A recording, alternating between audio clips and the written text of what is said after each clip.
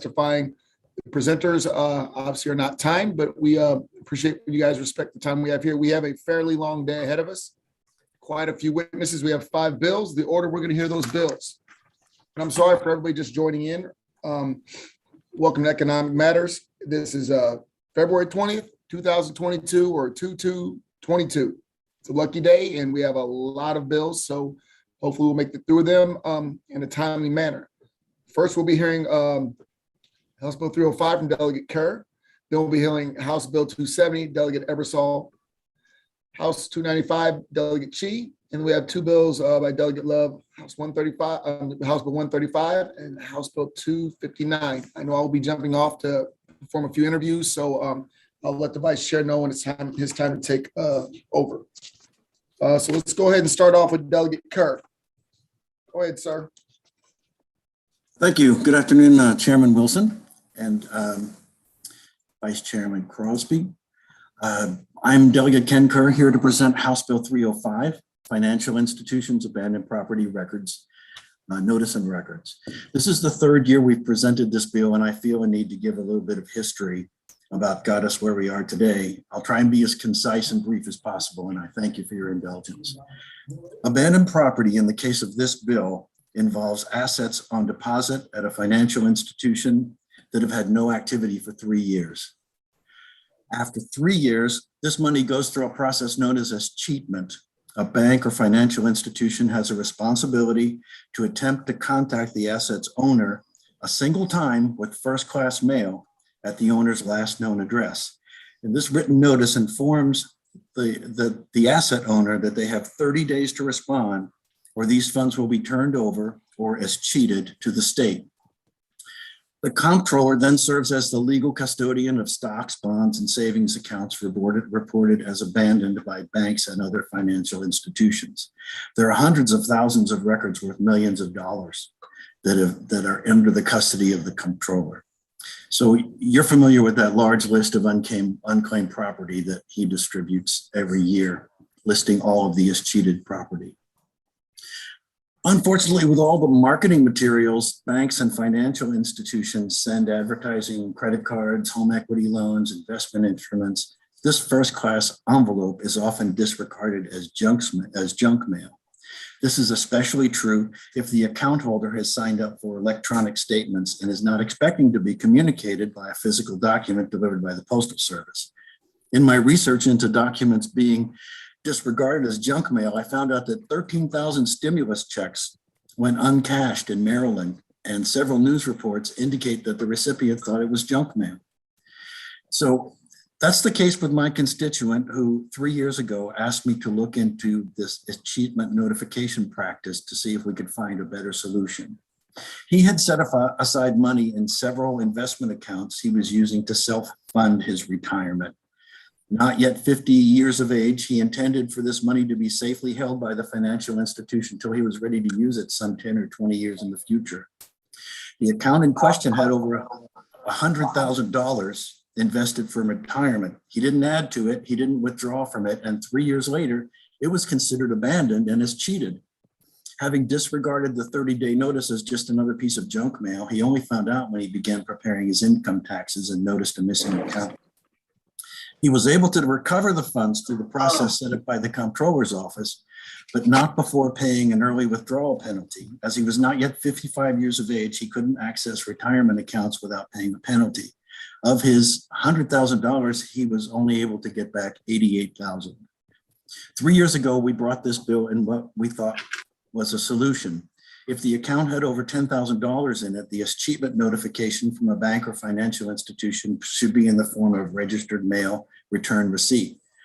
The Attorney General's office sent a letter of support with the request that the $10,000 trigger be reduced to $1,000. This committee accepted that suggestion and amended the bill before giving it a favorable report. That bill went onto the House floor where it passed 132 to nothing. We went on to the Senate with the amended bill where opposition testimony came in from representatives of the Maryland Bankers Association. They had no issue with the $10,000 trigger, but objected to the $1,000 level. The Senate agreed with that amendment and brought the bill back up to $10,000, gave it a favorable report, and it went on to pass that chamber 45-0. Now we have two versions of the bill, one at $10,000 and one at $1,000. My expectation was we'd go to conference committee and most likely compromise at $5,000. Then COVID came and we were all sent home 3 weeks early, leaving this bill to die. I brought back the bill last year where I thought we would have ended up the year before at $5,000. After a very positive hearing, the bill received an unfavorable report from this committee for reasons I still don't completely understand. We met with the Maryland Bankers Association representatives over the interim and came to agreement that we would reintroduce the bill in its original $10,000 posture, and they would come in and testify favorably. That was when we met with representatives of the Investment Company Institute who brought an amendment that would address the issue from a different angle. At first, we were hesitant to consider an amendment to a bill that seemed so close to the finish line. But after a few meetings, we became convinced that their amendment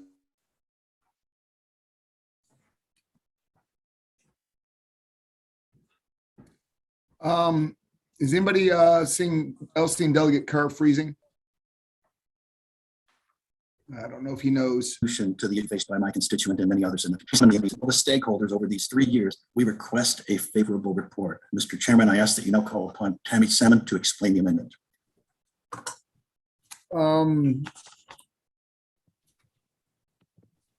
Delegate Kerr, can you hear me? I can, Mr. Chairman. Okay, because you had jumped, you briefly dipped out and then everything went, you said who do you want me to call? Tammy Salmon, please. Okay, and before we do that, I just want to remind you and everybody listening that just because a bill was voted down or died in the committee a year earlier, that doesn't mean it's necessarily the same fate this year, okay?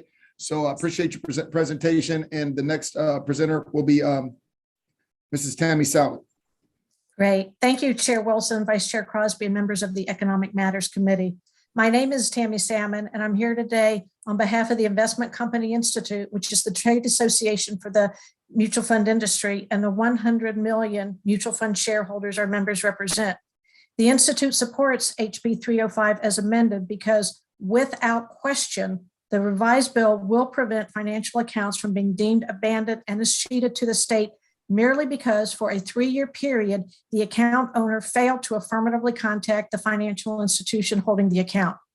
Under the law as it exists today, an account owner who receives his or her quarterly account statements, annual tax forms, and other account documents at their address of record can be deemed to have abandoned their account simply because they failed to contact the financial institution holding the account, even though most account owners have no idea that they have a legal duty to contact the institution to prevent escheatment.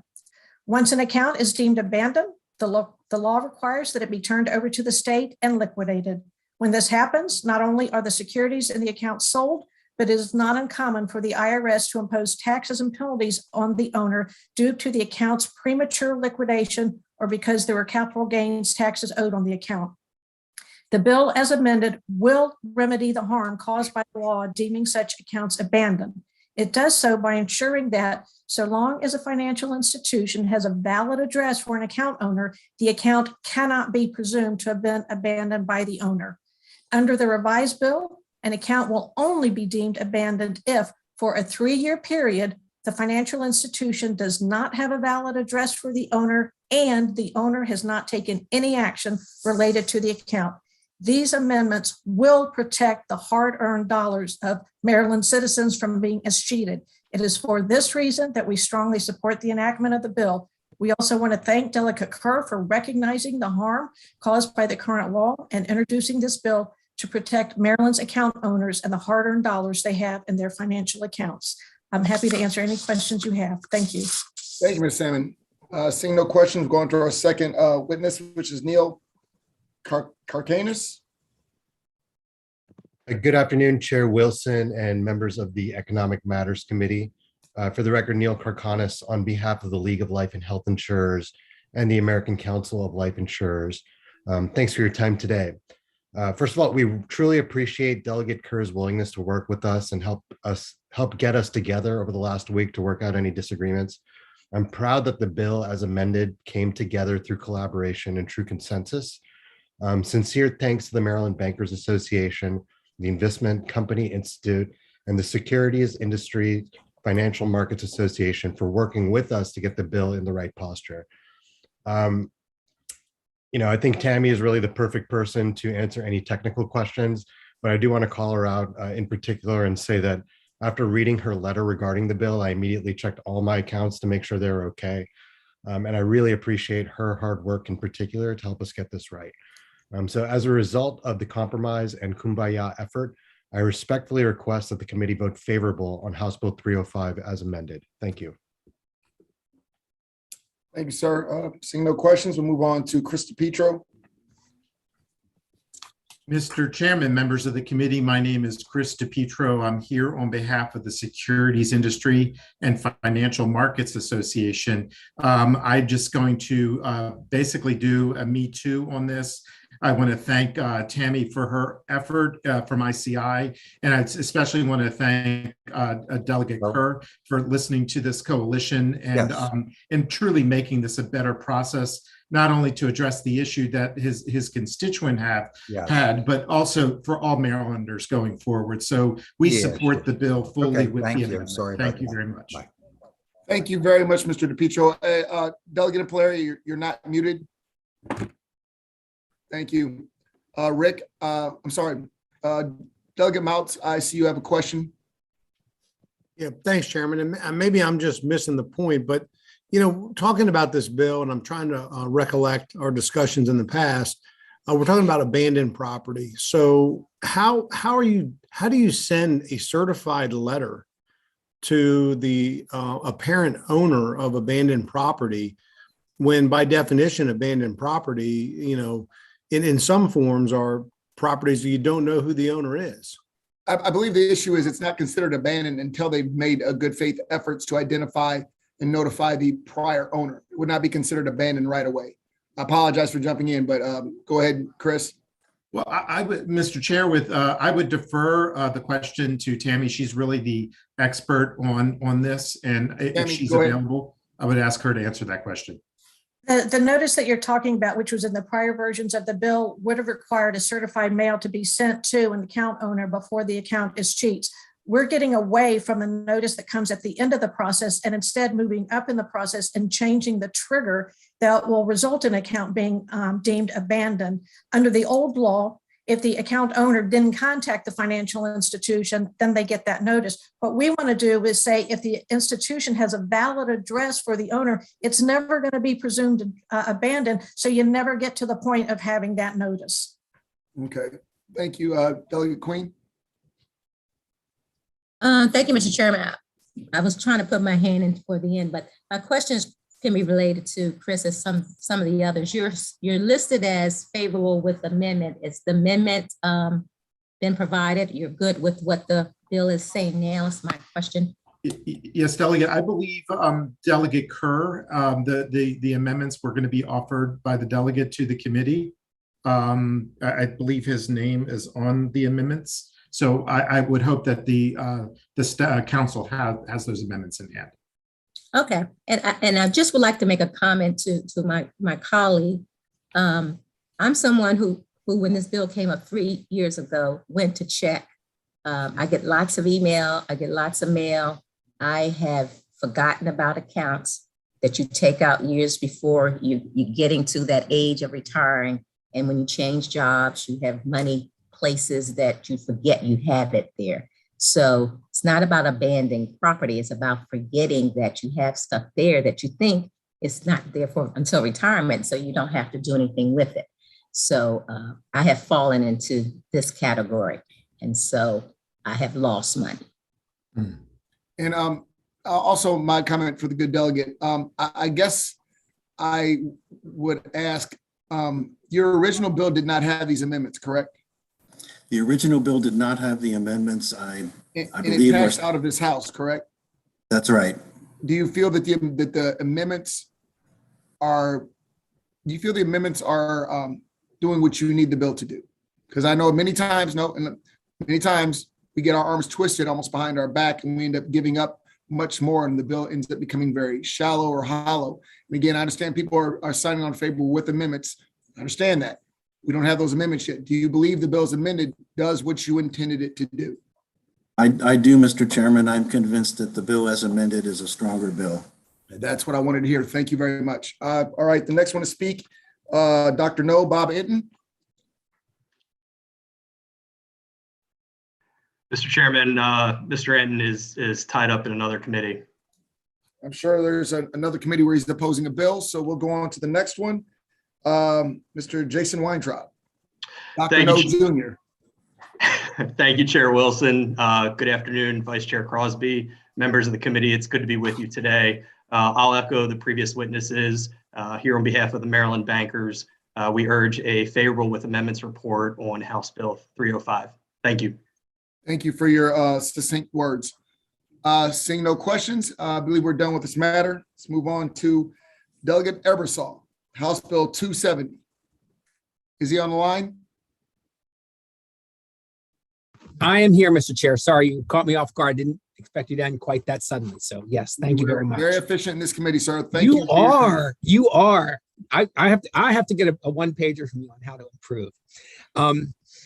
I thank you, the Economic Matters Committee, for considering House Bill 270. I'm Eric Ebersol. This is a bill that I have brought before this committee 2 years previous. I feel like we have a better chance of success this year, and I'll tell you why as we go on. You know, nobody, I have not found a single person who thinks human trafficking is a good thing, okay? And anything we can do to tamp it down is relevant. A few years ago, I had a bill where we introduced mandatory training for truckers in recognizing the symptoms of human trafficking and learning how to report it. That bill went to Environment and Transportation because the truckers drive. I thought a good place to go next would be the hospitality, and that comes in front of you. One of the very first things I learned as a legislator is that this is a serious issue that I didn't realize was as pervasive and as insidious as it is in our communities. My pastor at my church, so excited that I got elected, sat down with me, and this is the very issue he brought up. So it has been always in the back of my mind, and this is a place I'd like to go. This bill, simply put, and you'll hear some more testimony on it, simply requires that hotels and motels, various hospitalities, train their employees in recognizing specific symptoms of human trafficking so they recognize it if it's happening at that establishment, and then doesn't require them, but trains them also and gives them vehicles to be able to report it should they feel like it, either to their employer or to the specific agencies. The training the bill is specific, saying the training should occur in the first 45 days when someone's hired, and annually thereafter. I've had amendments offered where they say 45 is too short, maybe 90. That is something this committee knows more about businesses and how regulations affect them. So I leave it entirely to your judgment what's reasonable in that particular case. Another amendment we have that someone suggests is who's reporting and who are reporting it to. The bill's a little bit shady on that. It kind of goes through the employer. We really feel like there should be a more direct route for employees once they have the information to be able to let either a hotline know or even report it to the police if they think it's happening so that they can investigate. It has been pointed out to me that the Baltimore and Washington area, the Baltimore area in particular, is looking at attracting the World Cup soccer to the area. And us doing something like this to indicate our dedication when that much outside traffic will be coming through, I think would be valuable in our application to them to say this is something that we take quite seriously. This year, I have a cross file from the Senator Jackson, and also several interest groups have finally noticed my bill and are very interested in it, and you're going to hear from all of them. And so with that, I'm going to conclude my testimony and let the experts come on and talk to you. Thank you. Thank you very much, sir. I see we have one question, Delegate Valeria.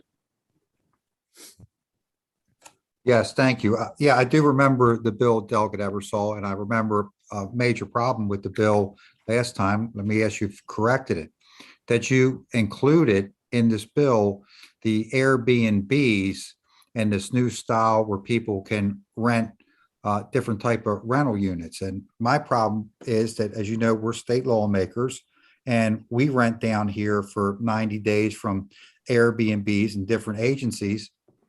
There's no reason for me to ever meet with or see in person the people I'm renting from.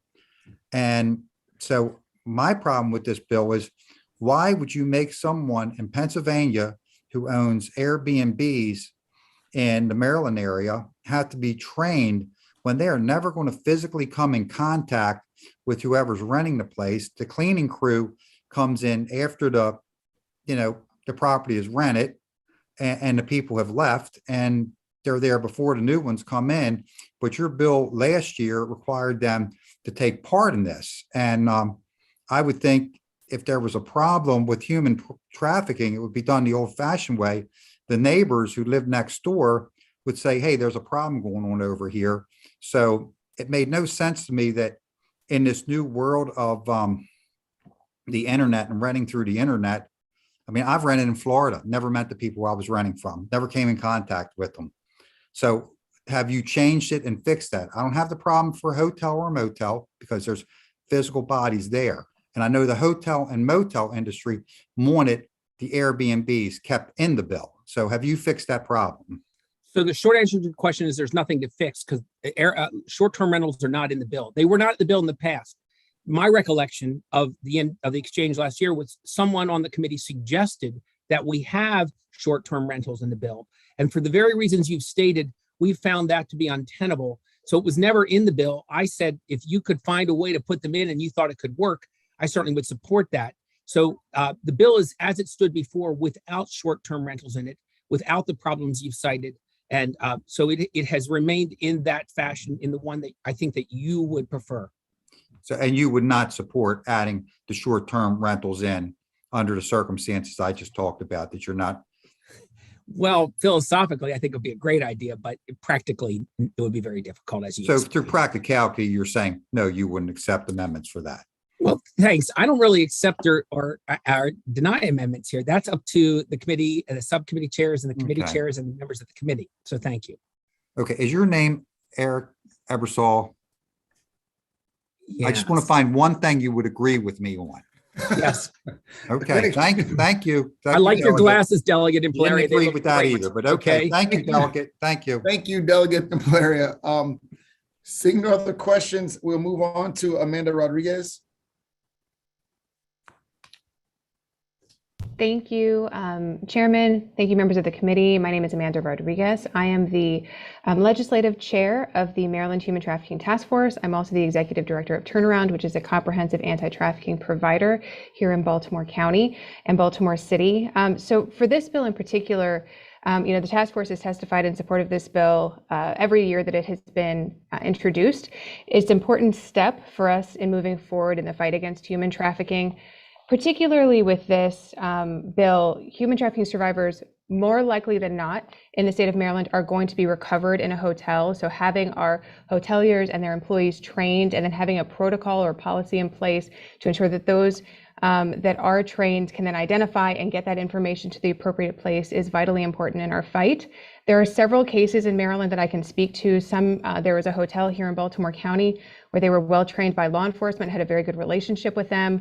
And then whenever there would be a potential identification, they would actually notify law enforcement here. It worked really well, and several identifications were made.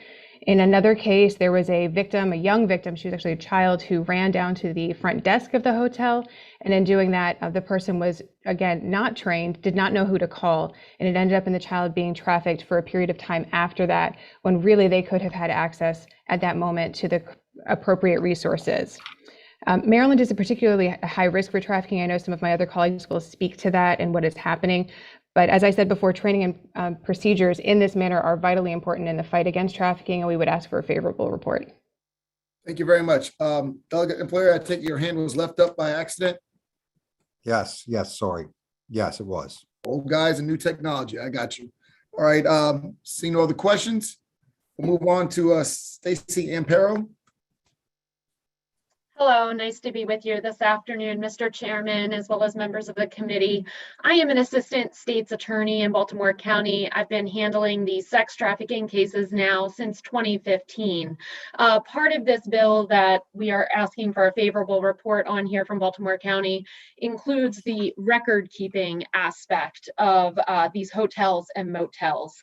Part of my duties as a prosecutor have included directing investigations into sex trafficking cases. And the first question I always ask my detective is, do we have hotel records?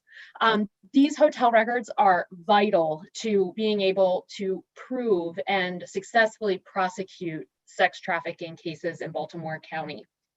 Oftentimes, we all know that these crimes happen in secret and that the victims of these crimes do not come forward with who their trafficker is because they fear retaliation. Something as simple as a hotel record can point detectives in the direction of a suspect. It actually has the dual effect of being able to corroborate a witness on the witness stand, a survivor of human trafficking, who can say, I stayed at that hotel or motel on these dates in question. Those were the times that I was in fact trafficked. There's nothing more powerful than being able to present that hard evidence in the form of hotel records to a jury to successfully prosecute one of these cases. And oftentimes, hotels and motels in this area that see trafficking are the hotels that don't have training, that don't have record keeping. And it holds them accountable as members of the community, business members of the community, to therefore know the signs of trafficking. We all have to work together to get this done. Thank you. And I would be asking for a favorable report on House Bill 270. Thank you very much, ma'am. So no questions. Moving on to Amy Blank. Thank you very much, Chairman, members of the committee. As you may know, that human trafficking is the largest criminal enterprise growing around the world. Roughly 27 million people are trafficked at the tune of about $150 billion. It's estimated that 17,000 will come into the United States. However, 200,000 are from the United States. Traffickers, as you may know, are focused on women and girls as young as 12 years of age, predominantly from impoverished communities of color. And so the intersectionality of racism and sexism, of poverty and trauma, of abuse and neglect, all make it very easy for traffickers to identify their victims.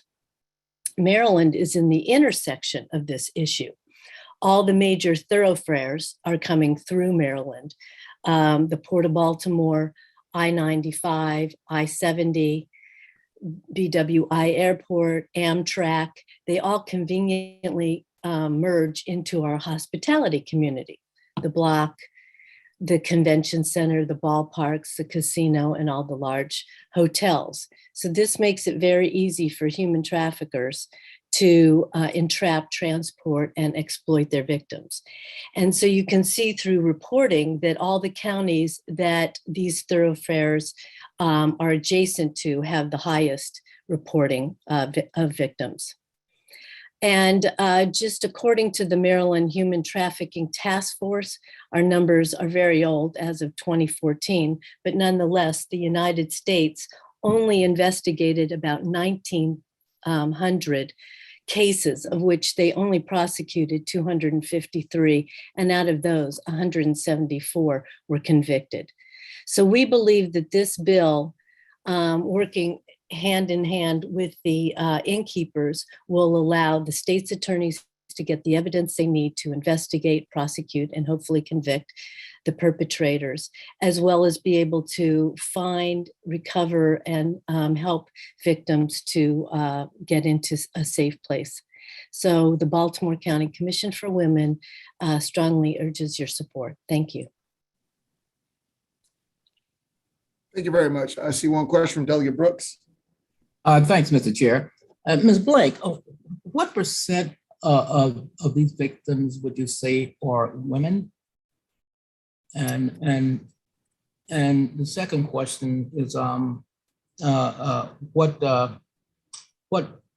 part of the county that this is impacted the most? The majority are girls and women. Very few are males, but some males are entrapped and exploited as well. So roughly 90, 95%, my other colleagues can chime in on that. And out of all human trafficking, which would be labor and sex trafficking, over 2/3 is for sex trafficking purposes. In terms of the counties, Baltimore County is the second highest to report human trafficking because of all the thoroughfares coming in and out of the region. Hartford County, Anne Arundel County, Washington County, Prince George's, and Montgomery. So all the areas affiliated with I-95, I-70, and the port, the airport, and Amtrak. And as you know, I-95 is going north and south, and 70 is going east and west. So that's why Maryland is considered the hub for human trafficking. Say the major thoroughfares, right? Mhm. Okay, thanks, thanks, Ms. Blank. Thanks, Mr. Chair. Thank you. Delegate Mounts. Thank you, Chair. And Ms. Blank, this is not, I understand the bill, understand the purpose of the bill, but I just, your testimony here just caught my attention because I was watching some news articles with the district attorney for Baltimore County who was talking about human trafficking. And he was referring to, you know, how they cultivate these cases, how they prosecute them. And usually they develop these cases through lower level crimes. And you were describing the thoroughfare, but you left out, you know, Baltimore City and their practices in prosecuting cases. Do you have any thoughts on that you'd like to share as far as the effectiveness of this bill? And I guess I wonder if this bill would have any effect in that jurisdiction where the district attorney for Baltimore County has already cited that jurisdiction as a problem as far as prosecuting these cases. I would defer to Stacey Amparo on that. Well, if you don't mind, I appreciate the question and where it's going. Honestly, guys, I want to stay on this bill specifically, unless Delegate Mouch, you believe that is somehow related to the drafting of this specific legislation. No, it's not, but I thought it was relevant to the issues that were just. And I definitely understand. Thank you very much. Yeah, it's very clear that if we were to partner with the innkeepers, as the state's attorney suggested, we would have the kind of evidence that we would be getting from the reporting of all guest transactions to have the support that they need in order to do the investigations, the prosecutions, and hopefully the convictions. So that is why we've taken this particular strategy, which, as you know, there's no opposition to the bill. And in addition to that, there's no fiscal note, in part because all of those trainings are free and available to the innkeepers, as well as the recording, the record keeping is already in place in their computerized systems. Yeah. Who enforces the bill? It goes through the Department of Labor. Right. Okay. Thank you, Mrs. Blank. I appreciate it. Thank you. Delegate Mouts. Delegate Fisher. Sure. Thank you, Mr. Chairman. Boy, that sounds weird, Mr. Chairman. Wow. So my question is, I actually have this like little cottage on my property and we rent it out. When you do so, you're doing it through the platforms, you know, Airbnb, VRBO, Booking.com, et cetera, et cetera. They actually have these resources available already that you're speaking to. And these resources, meaning the educational resources. Why not make it, if this is an issue, which, by the way, I don't doubt that it is. I just want you to know that I don't doubt it at all, because we've had, you know, some concerns as well. But the platforms, for example, when you have a concern with your rental, if you will, and you have it on VRBO or Airbnb, the platforms allow you to deny people and they ask you why. Why not, since the platforms have this data, I mean, if there were ever big data, it's that, why not have them send that information as it's reported to them en masse to perhaps law enforcement? Mr. Chair, if I may answer that question. That's fine. Thank you. This is sort of asked and answered because now my deja vu is kicking in. This was you last year.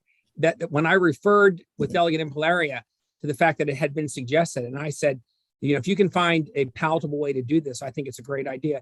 May I suggest that you and Delegate Impalaria put on some boxing gloves and figure out which side of this issue you're on, and then I'd be happy to go along with either getting the bill passed in its current form or getting a better version of it. So I'm not really sure what that was supposed to be. It was kind of a silly answer. No, it wasn't. No, it wasn't. Wait, guys, hold on. We'll make this very quick. So it's not a serious answer, but I no, guess it was very serious. Hold on. So, Mr. Chairman, if I may. Sorry, Mr. Chair. Mr. Chairman, if I may, because I do have, it is a serious question. What I'm saying here, guys, is that I do think that a really savvy, obviously, renter on the platform can identify things because the platforms do have these resources that are there. And I think that that's probably a good place to put it. So I'm agreeing with you that there is a problem. That's a good thing. The next thing is how do we solve the problem? And I'm just suggesting to you that since these platforms are so massive, there are ways of requiring this of the platforms. And that's actually a very productive conversation, I think. So with that, feel free to answer. Just give me a quick second to equip myself. I took the answer very seriously. I put a little levity at the end, but actually I think it is a very serious problem too. I concern myself with us being able to, with the reach of this bill in that case. Thank you. And Delegate Ebersol, we are all appreciative of your very poor sense of humor, but we understand the definite levity that you're trying to bring and oftentimes fail. However, I also want to make sure that this is a very important bill and we will not overstretch this bill, spend time trying to inject things that may kill the entire bill. So I don't believe at this point you are asking that we include Airbnbs, correct? I am not asking for that. Right. And I think that we don't want to get complicated on what's not being asked. Granted, as a committee, we do have that right to change a bill as we see fit. Let's just make sure we're doing so in good faith because we want to move the good ideas forward when we can. Delegate Brooks, I'm going to assume that you have your hand up by mistake. Outstanding. I do. I'll take it down, sir. Thank you very much, sir. I believe we're on to Ari Plout. Oh, I'm sorry. One more. Delegate Howard, is your question for anyone that's already presented? Yes. Please. Okay, thanks, Mr. Chair. And I put my hand up at the last minute, so you didn't miss me. But I was just wondering, and I don't want to, beat up Eric too much or anything. I'm not trying to do that. I do think this is a real problem, and I appreciate him bringing the bill forward. But I'm a little concerned about where it specifically talks about computerized records. Wouldn't written records, and journals also be obtainable through subpoena and warrant? I would leave that to the experts. We have some representatives from the hotels here that could talk about. Okay, that. also, and I don't know if you can speak to it, but the way I'm reading the bill, and if I'm wrong, I apologize. I don't think I am, but the way I'm reading the bill is that the innkeeper would develop not just a plan, but I guess the awareness and what this trafficking looks like. And I just am wondering, wouldn't that be better suited to an agency or experts in the field to develop the signs of this and then to develop the procedure for the innkeeper to,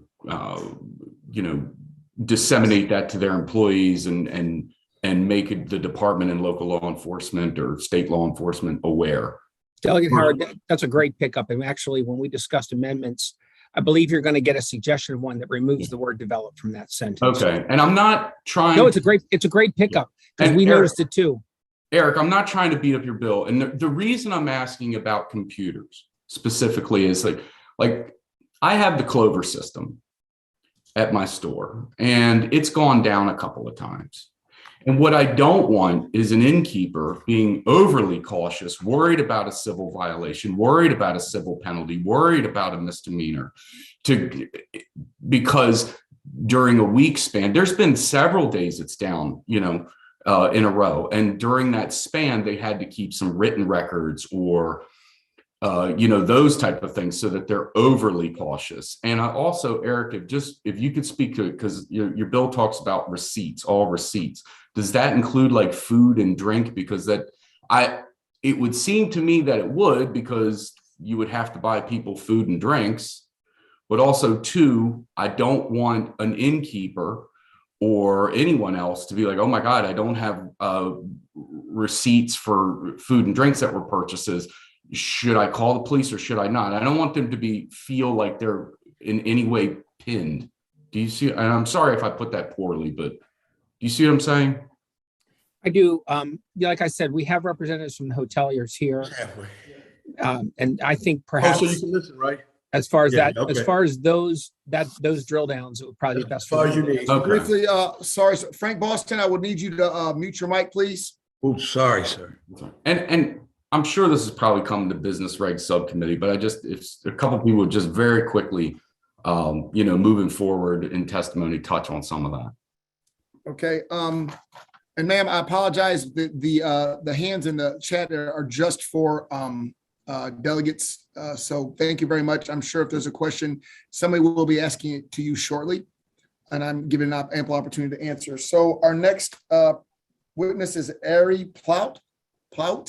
Yes, thank you, Mr. Chair. Good afternoon, Mr. Chairman, Mr. Vice Chairman, honorable members of the committee. My name is Ari Plout from Boston Plout Law, here on behalf of the Maryland Hotel and Lodging Association.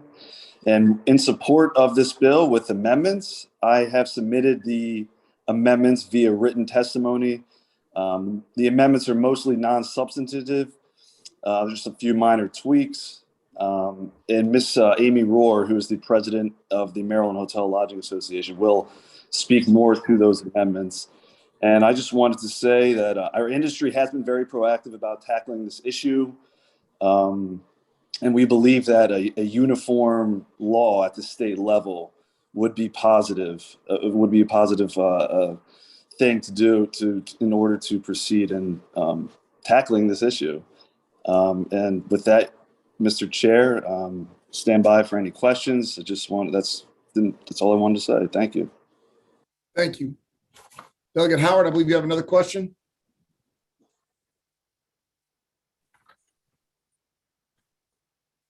No, I apologize, Chairman. That's, again, the old guy, new technology. Older guy, new technology. No problem, sir. Thank you very much. Our last presenter on this bill, our witness is Amy Rohr. Good afternoon, Chair Wilson, Vice Chair Crosby, and members of the committee. Thank you for the opportunity to testify. My name is Amy Rohr, here on behalf of the Maryland Hotel Lodging Association with a position of favorable with amendments on HB 270. This issue of human trafficking is a horrific crime, and it is one that hotels are tackling head on. The Maryland Hotel Lodging Association supports the national No Room for Trafficking campaign, which provides a number of resources to hotels at no cost, including training. And so the steps that are proposed in this bill are steps that many hotels in Maryland have already taken. And so we very much appreciate the bill's intent and the fact that the significant resources that the industry has already put into tackling human trafficking would meet the requirements that are laid out here. Ari mentioned amendments that have been submitted, and we are asking for consideration of three things. The first would be an allowance of 90 days instead of 45 days for new hires to receive training. The extra flexibility, especially in light of labor shortages, would make it easier for hotels to provide the training during slower periods. And we also believe that it's advantageous for an employee to have a little bit of experience to better recognize what is normal activity in a hotel versus what is not. Also, as far as procedures, the most important call a hotel needs to make if human trafficking is suspected is to local law enforcement or to the National Human Trafficking Hotline. The bill indicates that an innkeeper should report potential instances of human trafficking to GOCAP, which we don't think is appropriate. And as it was mentioned, it is important for an innkeeper to implement a policy to address suspected human trafficking, but there are so many resources out there, they don't need to develop one. So we appreciate your consideration of our proposed amendments and urge a favorable report. Thank you. Thank you very much. Seeing no further questions, I believe that is the end of this hearing. I'll move on Thank you very much, Delegate Ebersol. Now move on to bill number 3, Delegate Chi. And Mr. Vice Chair, if you can take over.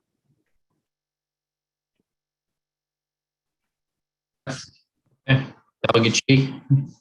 Okay, thank you, Mr. Chair and Mr. Vice Chair. Good afternoon, colleagues, fellow colleagues of Economic Matters Committee.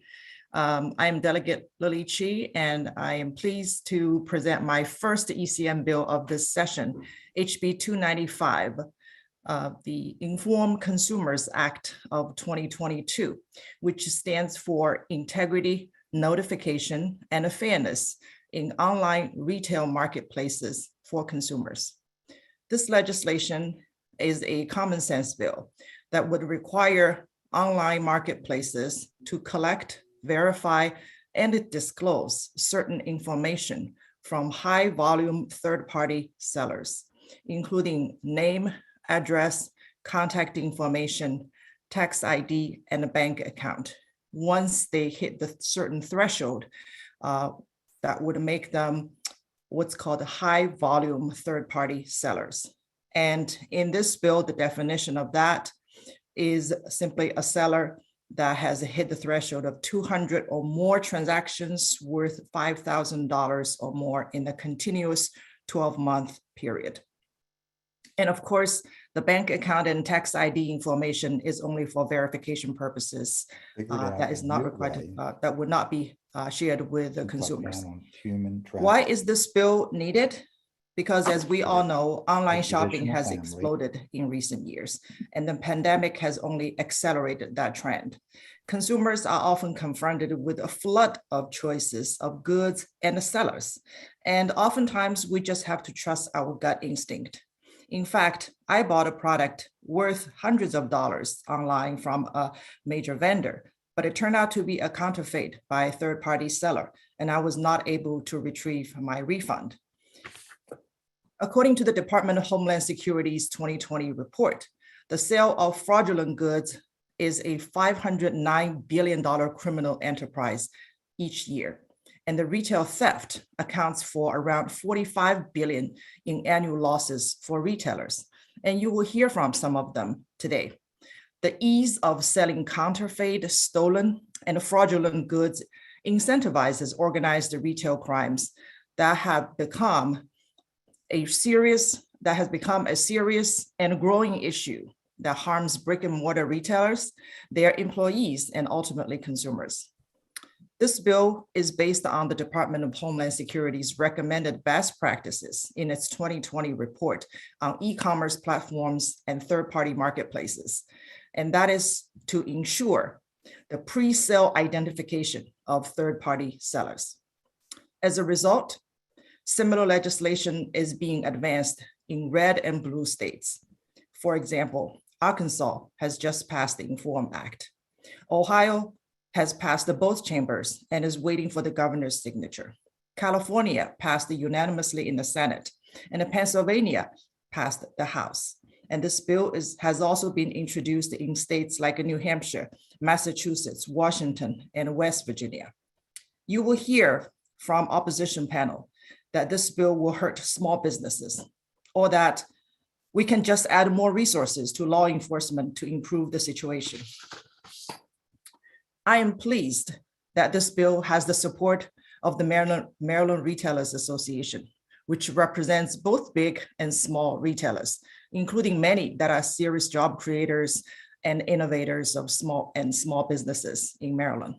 I'm also pleased that our bill is supported by the Attorney General's office, which will be the enforcer of this legislation. And they will confirm that this is not duplicating the laws that we already have on the books. And we'll be happy to incorporate the technical changes proposed by the AG's office. This is, again, as I said, a common sense bill that protects consumers, businesses, and ensures fair market play. In the spirit of making this bill work for all businesses and making sure that it's not going to inadvertently harm the ability of e-commerce in Maryland, we have met with major online retailers, Amazon and eBay in particular. And I made it clear to these partners that we are willing to work with them to add amendments as necessary to make sure that they can continue to thrive in Maryland. And finally, we are aware of the federal legislation. We certainly hope that Congress will act swiftly to pass the Inform Act. But as we all know, state legislatures exist for a reason. We don't have to wait for congressional leadership to do what's right for Marylanders. So with that, I urge a favorable report and would like to turn to my panel. Thank you. Thank you, Delegate Shi. I guess we'll go to your panel and then we'll take the questions. I don't see on here who is specifically part of that. So do you want to, who would you like to call? And we can call them in that order.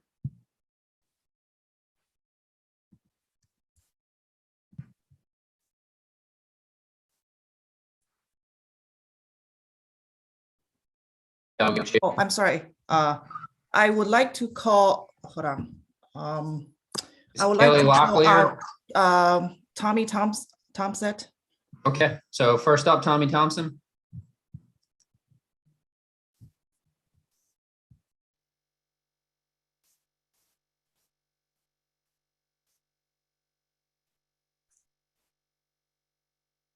Mr. Thompson, I see you're signed up. Are you on? All right, we'll take this in the order that they signed up. First up, Delegate, or excuse me, Kelly Locklear. Good afternoon, honorable members of the committee. For the record, Kaylee Locklear here on behalf of the Maryland Retailers Association in support of this legislation. Organized retail crime and professional theft are a significant issue. And as you heard from Delegate Shi, it surpassed $45 billion nationwide, and its impact on Marylanders is massive. To be clear, this is not about petty theft, but rather coordinated attacks on local businesses where thousands of dollars worth of merchandise is stolen and then resold online or in fencing operations, feeding all sorts of illicit crimes.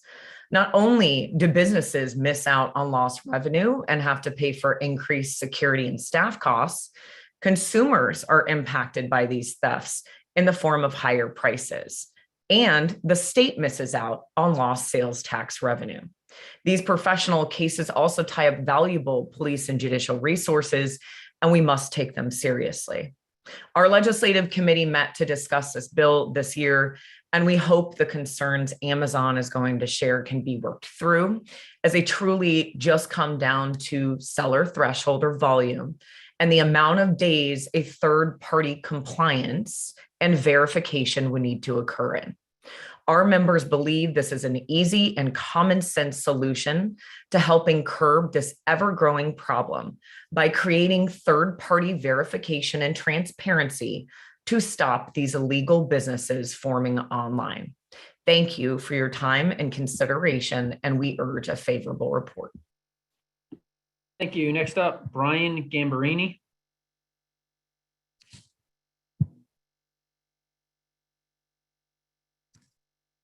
Thank you, Vice Chairman, and good afternoon, everybody. My name is Brian Gambarini. I'm the Senior Manager of State and Local Government Relations for the Home Depot here in Maryland. On behalf of our over 8,000 associates across the state of Maryland, I'm here today to support HB 295, the Informed Consumers Act of 2022, a bill introduced by Delegate Shi. As criminals become more brazen, the threats to Home Depot associates and customers have increased. While the recent rash of smash and grab incidents has drawn attention around the country, organized retail crime has been a long-term problem for retailers like the Home Depot and businesses all across Maryland of all sizes.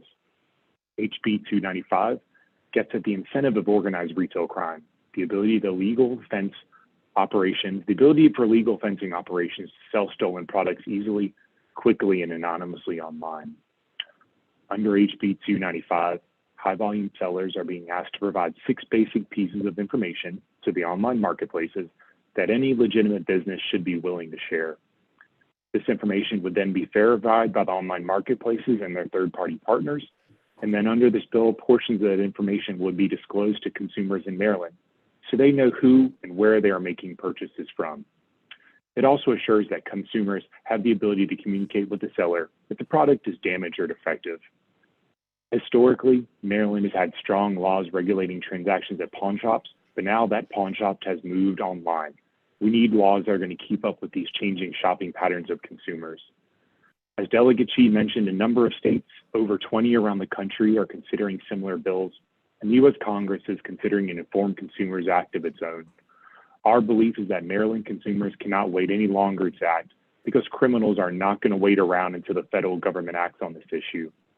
I want to thank you for your time today, Vice Chairman Crosby, and ask for a favorable report on HB 295. Thank you. And we'll take a couple questions now. First hand I see is Delegate Queen. Thank you, Mr. Chairman. Thank you, Delegate Chi, for bringing this bill forward. I have no questions about the need for the bill and wanting to do it. I just have questions around the implementation as it relates to the federal government. So you mentioned in your testimony that I thought I heard you say it was patterned after something that DHS has in place. And then I heard you say something about the federal government is looking at something else. So I'm just trying to figure out, would this bill implementing now be obsolete if the federal government does something, or is it more aspirational in doing what the federal government, we expect the federal government to do? That makes sense. Sure, thank you. This is an excellent question. So the Department of Homeland Security provided a scale in describing the scale of this issue, right? And because of that, many states are now stepping up to introduce legislation, and the Congress is also stepping up to introduce legislation. So my understanding is, of course, if the Congress acts swiftly, it will supersede the state laws. But our bill is not exactly the same. It's more tailored toward a smaller state like Maryland, and the volume of sales that would make sense, we think. It's more like an Arkansas model where they already passed it and it's already the law. And of course, I also want to point out that this bill is not just only applying to purely online marketplaces. Walmart and Target and Home Depot, the kind of businesses also sell online, right? So they also have to live by the laws we make. You know, they have brick and mortar and online. So to answer your question, yes, there is a congressional version, but the different states can also tailor.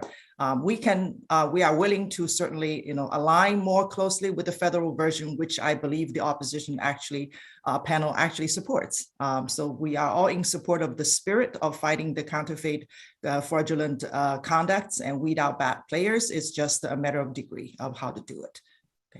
Okay, so I just want to make sure, because a lot of the online places we're dealing with would operate outside of Maryland. So, and you would expect the federal government would be something that could, would control that. I just don't know how. Yeah, play, and we certainly hope the federal government will step up, because this bill would only apply to Maryland businesses selling things to Maryland residents, right? So in terms of interstate commerce, it's actually better if the federal government also has its law. Correct. Okay, thanks. Thank you, Delegate Queen. Delegate Rogers.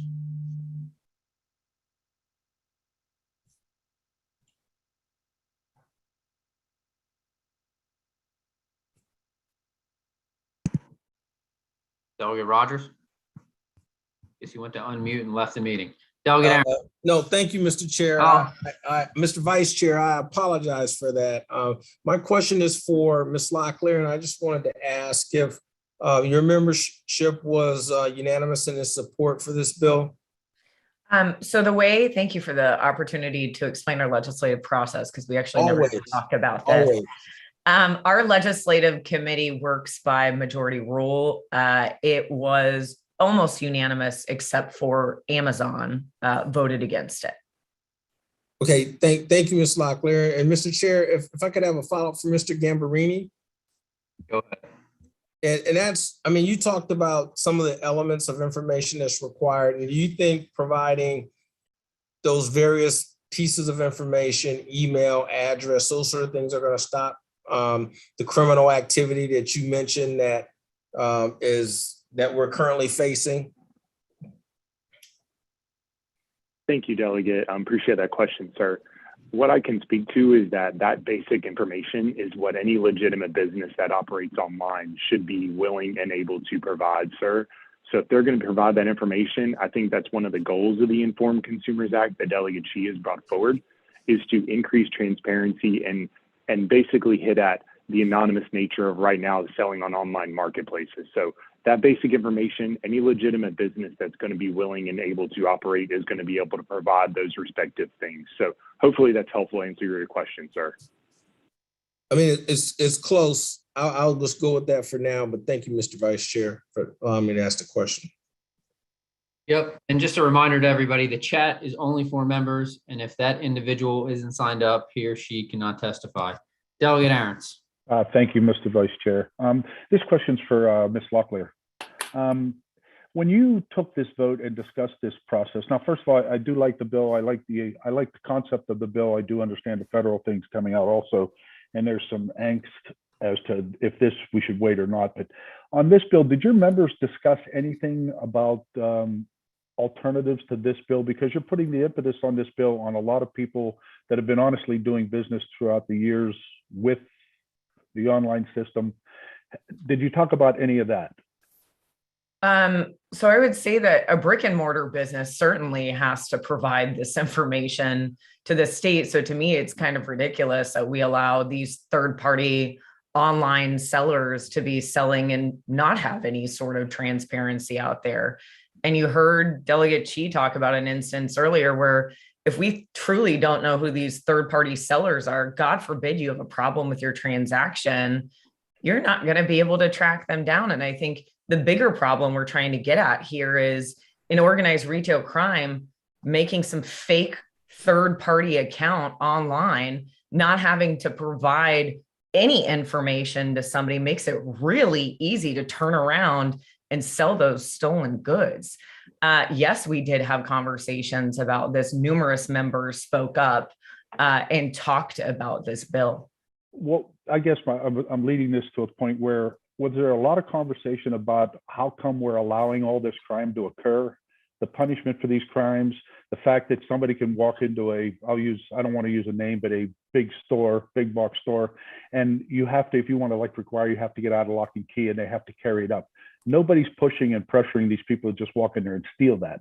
So the punishment in our laws, is that something you all talked about? Are you all pushing to support some of the other bills to address that? For 6 years now, I have introduced a piece of legislation that is unanimously moved out of the Senate to try to address some of these perpetrators, and it does not move in the House. So we have been also trying to address this from the lens of those folks who are going in and professionally stealing across lines in our state. So yes, in a very exhaustive manner, we've been trying to address that as well. Well, I think this bill has a lot of good merits, but I think we're missing the boat because a thief will find a way to be a thief, and they will find a way around this. But thank you for your response. Delegate Adams. Thank you, Mr. Vice Chair. And I think Delegate Queen sort of touched on this, but Delegate Chi, your bill, is it? I'm trying to compare it to what's going on federally. I mean, are you matching that bill? Has there been more progress on the federal bill as you're waiting for session to start? I'm trying to understand if the federal government's going to act, and they vetted this as a national prerogative. My suspicion is that the bill is in a better posture federally, but I'm just curious as to your thoughts. Thank you for the question. Our bill, the Maryland version, is drafted based on the Arkansas bill that passed. But as I told the partners that we met with, that we are happy to look at where we can reconcile with the federal bill, where it's reasonable, because the federal bill has not been passed. And the federal bill actually came after the Arkansas bill. So there have been discrepancies. We just haven't had the time. We just met with them last week, and we just haven't had the time to go through all the differences, but we're willing and open to amendments. Well, my understanding, the only reconciliation is the fact that the federal bill is a 50-state answer, not a 1 or 2 state answer. Do you support the federal bill? Do I support the federal bill? Do you support the federal bill? I'm assuming there's an actual bill in Congress. I'm sorry, could you say? Do you support the federal bill? So Delegate Queen was bringing this up. I'm just asking. Yeah, we do. Okay. And I mean, don't you think it'd be better for all involved if that bill passes and if we pass our bill and then the federal bill comes, now what is sort of my thought. Well, I think we have some consistencies and some differences in terms of threshold at which one has to verify or disclose. So let's say in the federal law, they have a higher threshold for disclosure, right? Does that, make sense for Maryland? These are the points of discussion we are open to. Thank you. Okay, those are just some probing questions, Vice Chair. Thank you. Delegate Harrison. Thank you. I just want to make sure that I am clear on exactly what this does for, let's say, a small individual, small business individual. Not so much those who are, going and stealing all of the Tide off the shelf and then selling it. But, over the course of the pandemic, many people turn to their kitchens to come up with various products. And let's just say that I, came up with a formula that I thought was pretty good for, some body butter and lip balm and all of these other little things. And over the course and decided that I was going to get on Etsy or one of the others and sell my product. I'm fortunate enough to be able to sell 200 of these items, and my cumulative in less than 12 months then is $5,000. So what you're saying is in this bill is that Etsy then will be required to list all of my information or to provide all of my information, my street address, et cetera, to anyone who is purchasing or who's looking. How, besides collecting the bank account routing information, I think is what you said earlier. What other information of mine is going to be disclosed, and how will that affect a cottage industry like that? Thank you. So as I mentioned, the bank account and tax ID information would not be disclosed, but your name and address and email, phone number kind of information will be shared with consumers. So if you hit that threshold as a high volume seller, so that's 200 transactions and $5,000 within 12-month period, basically. So not the tax ID. Those are just for verification purposes. And Brian, you can jump in and confirm that. But for Mr. as I said, those cottage industries, and let's just say that my I did 201 sales and $5,001. Then everyone, and then perhaps I go out of business after that. I've sold all my product and decide that I don't want to make any more. So anybody and everybody can find my home address, my street address, and just, perhaps come and knock on my door and say, hey, I want to buy some of your hand lotion. So Delegate, I think it's a good question. And I understand what you're trying to say, but in terms of the actual enforcement, I think the best person to answer the question would be the Attorney General's representative, who will testify later in support of this bill. And they can explain how this bill is on top of the Maryland Consumer Protections Act, so that we already have guardrails in place in terms of enforcement on the back end, and they can probably explain better. Thank you. Okay, thank you. I'm just thinking of in terms of safety for small individuals, but thank you. Delegate Pepe. Thank you, Mr. Chairman. Delegate Chi, thanks for bringing the bill forward. I just had a question, and I was looking through the floor system to see if there was any testimony on it, but has the Maryland Chamber of Commerce or NFIB or any of these other business groups, have they weighed in whether they're in support of this legislation or not? I don't know about the chamber, but I know NFIB is currently in opposition, although almost all of them say they are supporting of the federal bill. So I know it's a matter of discrepancy of else that can be worked out. Are you going to reach out to the chamber? I mean, again, it's, we're legislators, we don't necessarily have to, but are you planning on getting some feedback from them? If they're not listed, I'll be happy to, but I don't remember seeing them on the testimony witness list. I could have missed it, but I know NFIB is. Okay, thank you. Thank you, Mr. Chair. All right, thank you. The last favorable witness is Kyle Penoyer.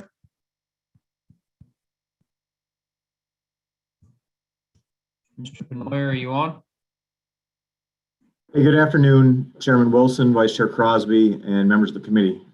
My name is Kyle Penoyer. I am the Senior Manager of Asset Protection Investigations at the Home Depot. The Home Depot is the world's largest home improvement retailer, employing more than 8,000 associates at 45 facilities in the state of Maryland. On behalf of those 8,000 Marylanders, I'm here to testify in support of House Bill 295.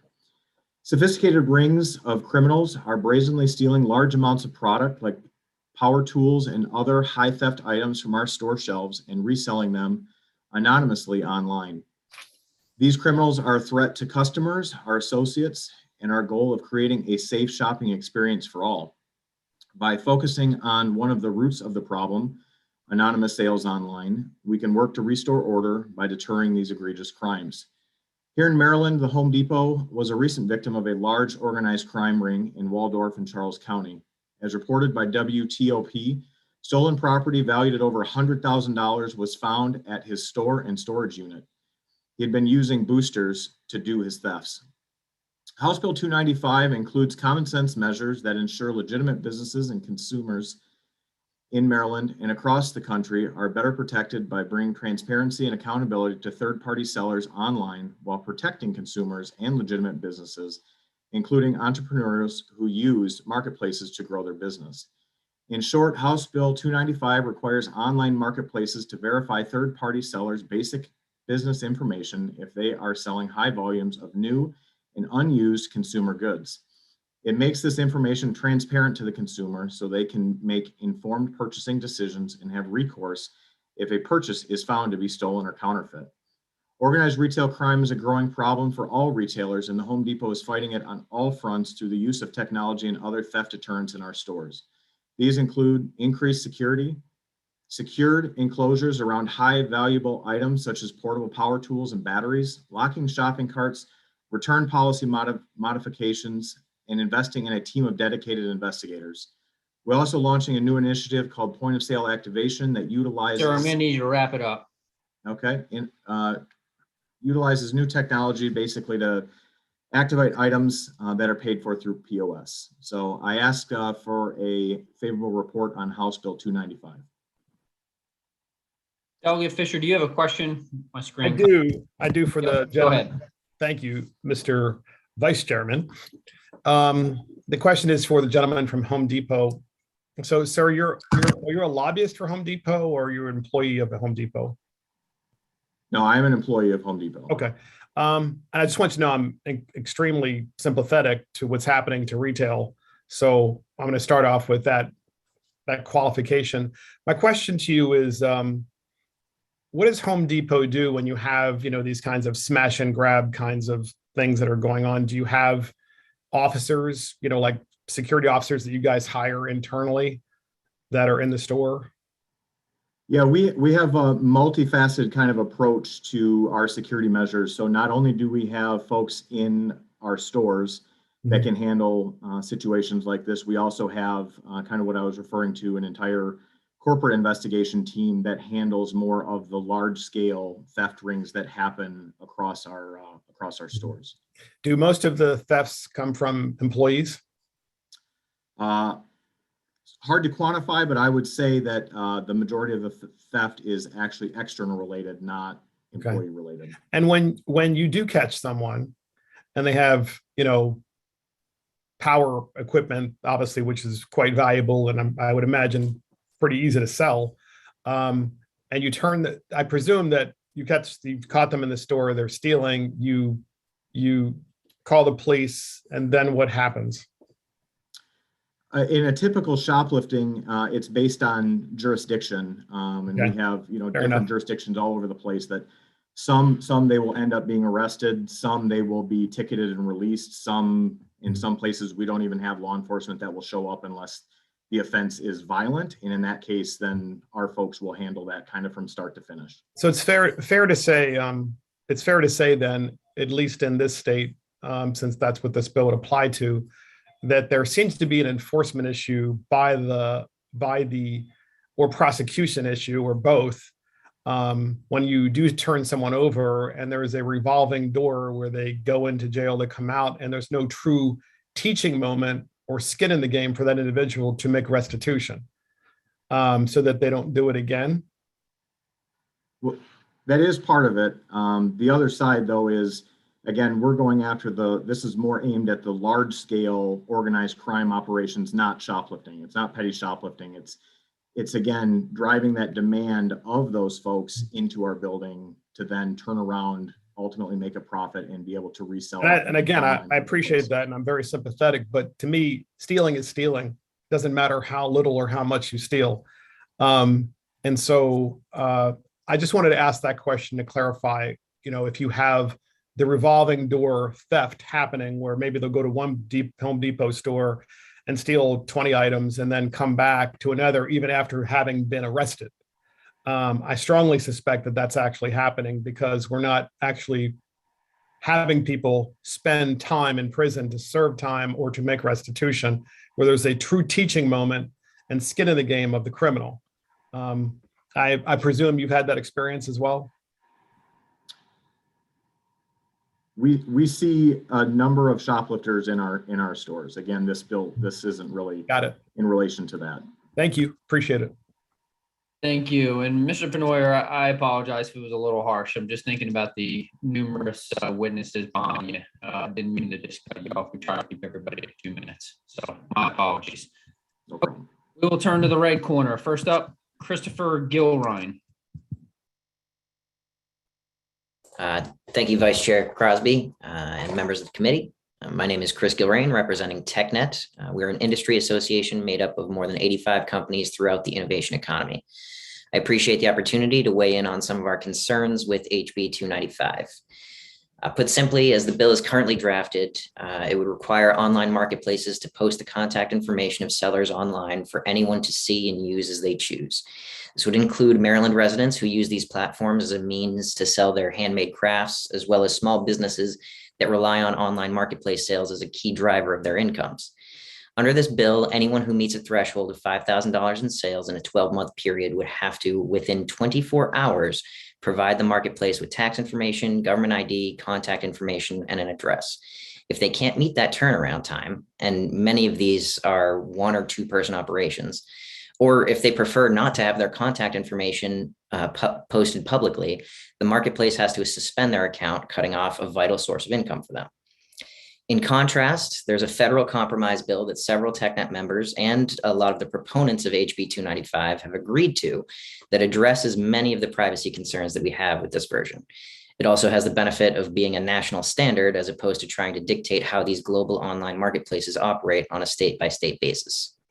Of course, it makes business sense for retailers to introduce the Arkansas version reflected here because it is more burdensome for their competitors. But let's be clear, the competitors that would be affected in this case are Maryland individuals and small businesses applying their time and talents to make and sell products and leveraging these online marketplaces to market and ship them to a global audience.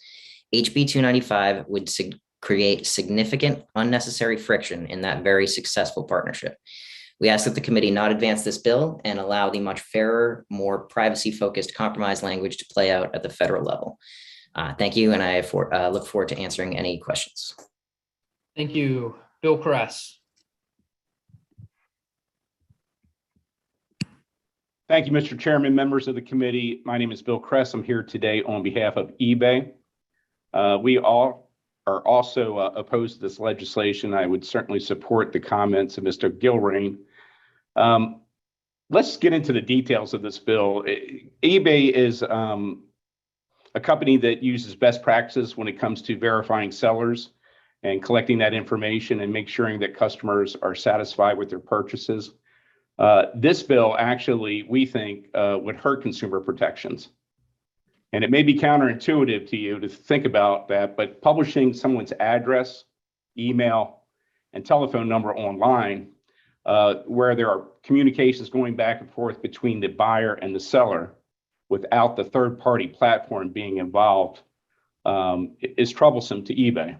So eBay has a closed system of messaging between the buyer and seller, and that allows the seller and buyers to work out any differences. But more importantly, it allows the platform to be privy to the communications that are going on. So if there is an issue, we can work it out for the consumer and for the buyer. There's a 30-day money-back guarantee on eBay. There is a whole host of consumer protections that I would be happy to go into detail about. We are big supporters of collecting and verifying information of sellers. We are not supportive of disclosing that publicly online. We think it does absolutely nothing to deter retail theft. I think what you're missing in this conversation today is anyone from law enforcement or from a prosecutor's office that can give you some ideas about how to best tackle these issues. I would encourage the committee to bring this into subcommittee and have some conversations about it, but more importantly, wait for the federal bill. Home Depot is supportive of the federal bill. I know Walmart also is supportive of the federal bill, as is eBay and Amazon. Thank you, Mr. Chairman. Thank you. We'll take one more witness, and then if anybody has questions for the first group of opponents, the next up is Jennifer Huddleston. Thank you, Mr. Vice Chair. My name is Jennifer Huddleston, and I am Policy Counsel with NetChoice. We're a trade association working to help preserve free enterprise and free expression online. We ask today that you not advance the Inform Act because it would hurt Maryland entrepreneurs, lead to increased privacy concerns, and places the burden on online marketplaces and sellers, distinguishing between online platforms and forcing them to bear the burden for the concerns related to organized retail crime. This is not to say organized retail crime is not a concern, but this is not the answer. As other witnesses and many of the questions earlier indicated, this bill would hurt Maryland entrepreneurs who may be engaged in a home-based business and selling their products online, as well as other small businesses that have benefited from the use of these platforms, particularly over the last 2 years during the COVID-19 pandemic. Part of this is because of the increased collection of personal information that may then be displayed online, such as street addresses, phone numbers, email addresses. Even if an exception was created for home-based businesses, this would then distinguish those businesses from larger sellers, which could hurt their ability to participate in the market and may impact the way that consumers think about them. Many Marylanders have had great opportunities to share their skills online through these online platforms, and placing this burden on online platforms would treat them as suspect despite their innocent and entrepreneurial behavior. This also does not directly address the underlying concerns related to online retail crime, but instead places the burdens on online marketplaces and the sellers and entrepreneurs that use them. I thank you for your time, and I welcome any questions. Thank you. Any questions for that first group? Delegate Carey. Thank you, Mr. Chairman. I have a question, Mr. Crescent, during his testimony about eBay. You talked about consumer protections. Well, what kind of efforts do they have that will spot this illegal activity, or don't they? Yeah, thank you for the question, Delegate Carey. So eBay has a sophisticated system of algorithms and machine learning that scour the listings on the platform. At any given time, there's 1.5 to 1.6 billion live listings on eBay. So they're doing that. That is one of the ways they protect consumers. And they also have a system called PROACT, which works with retailers and retail loss portions of those companies. So if we have an inquiry from Home Depot, from their loss department, we will work with them to deliver the information that they need to do an investigation to the extent that we can without violating privacy laws. We also have a portal for law enforcement. So you can go online if you're a police officer, directly contact eBay, request records, If you have a subpoena, if you have a warrant, we will produce those records. Last year, we had close to 40,000 requests, and we produced records in the ranges, I think it was 42,000. So we're actively working with our partners to make sure that they get that information. But as far as sellers on eBay, we verify their address, their tax ID. We also verify their physical location.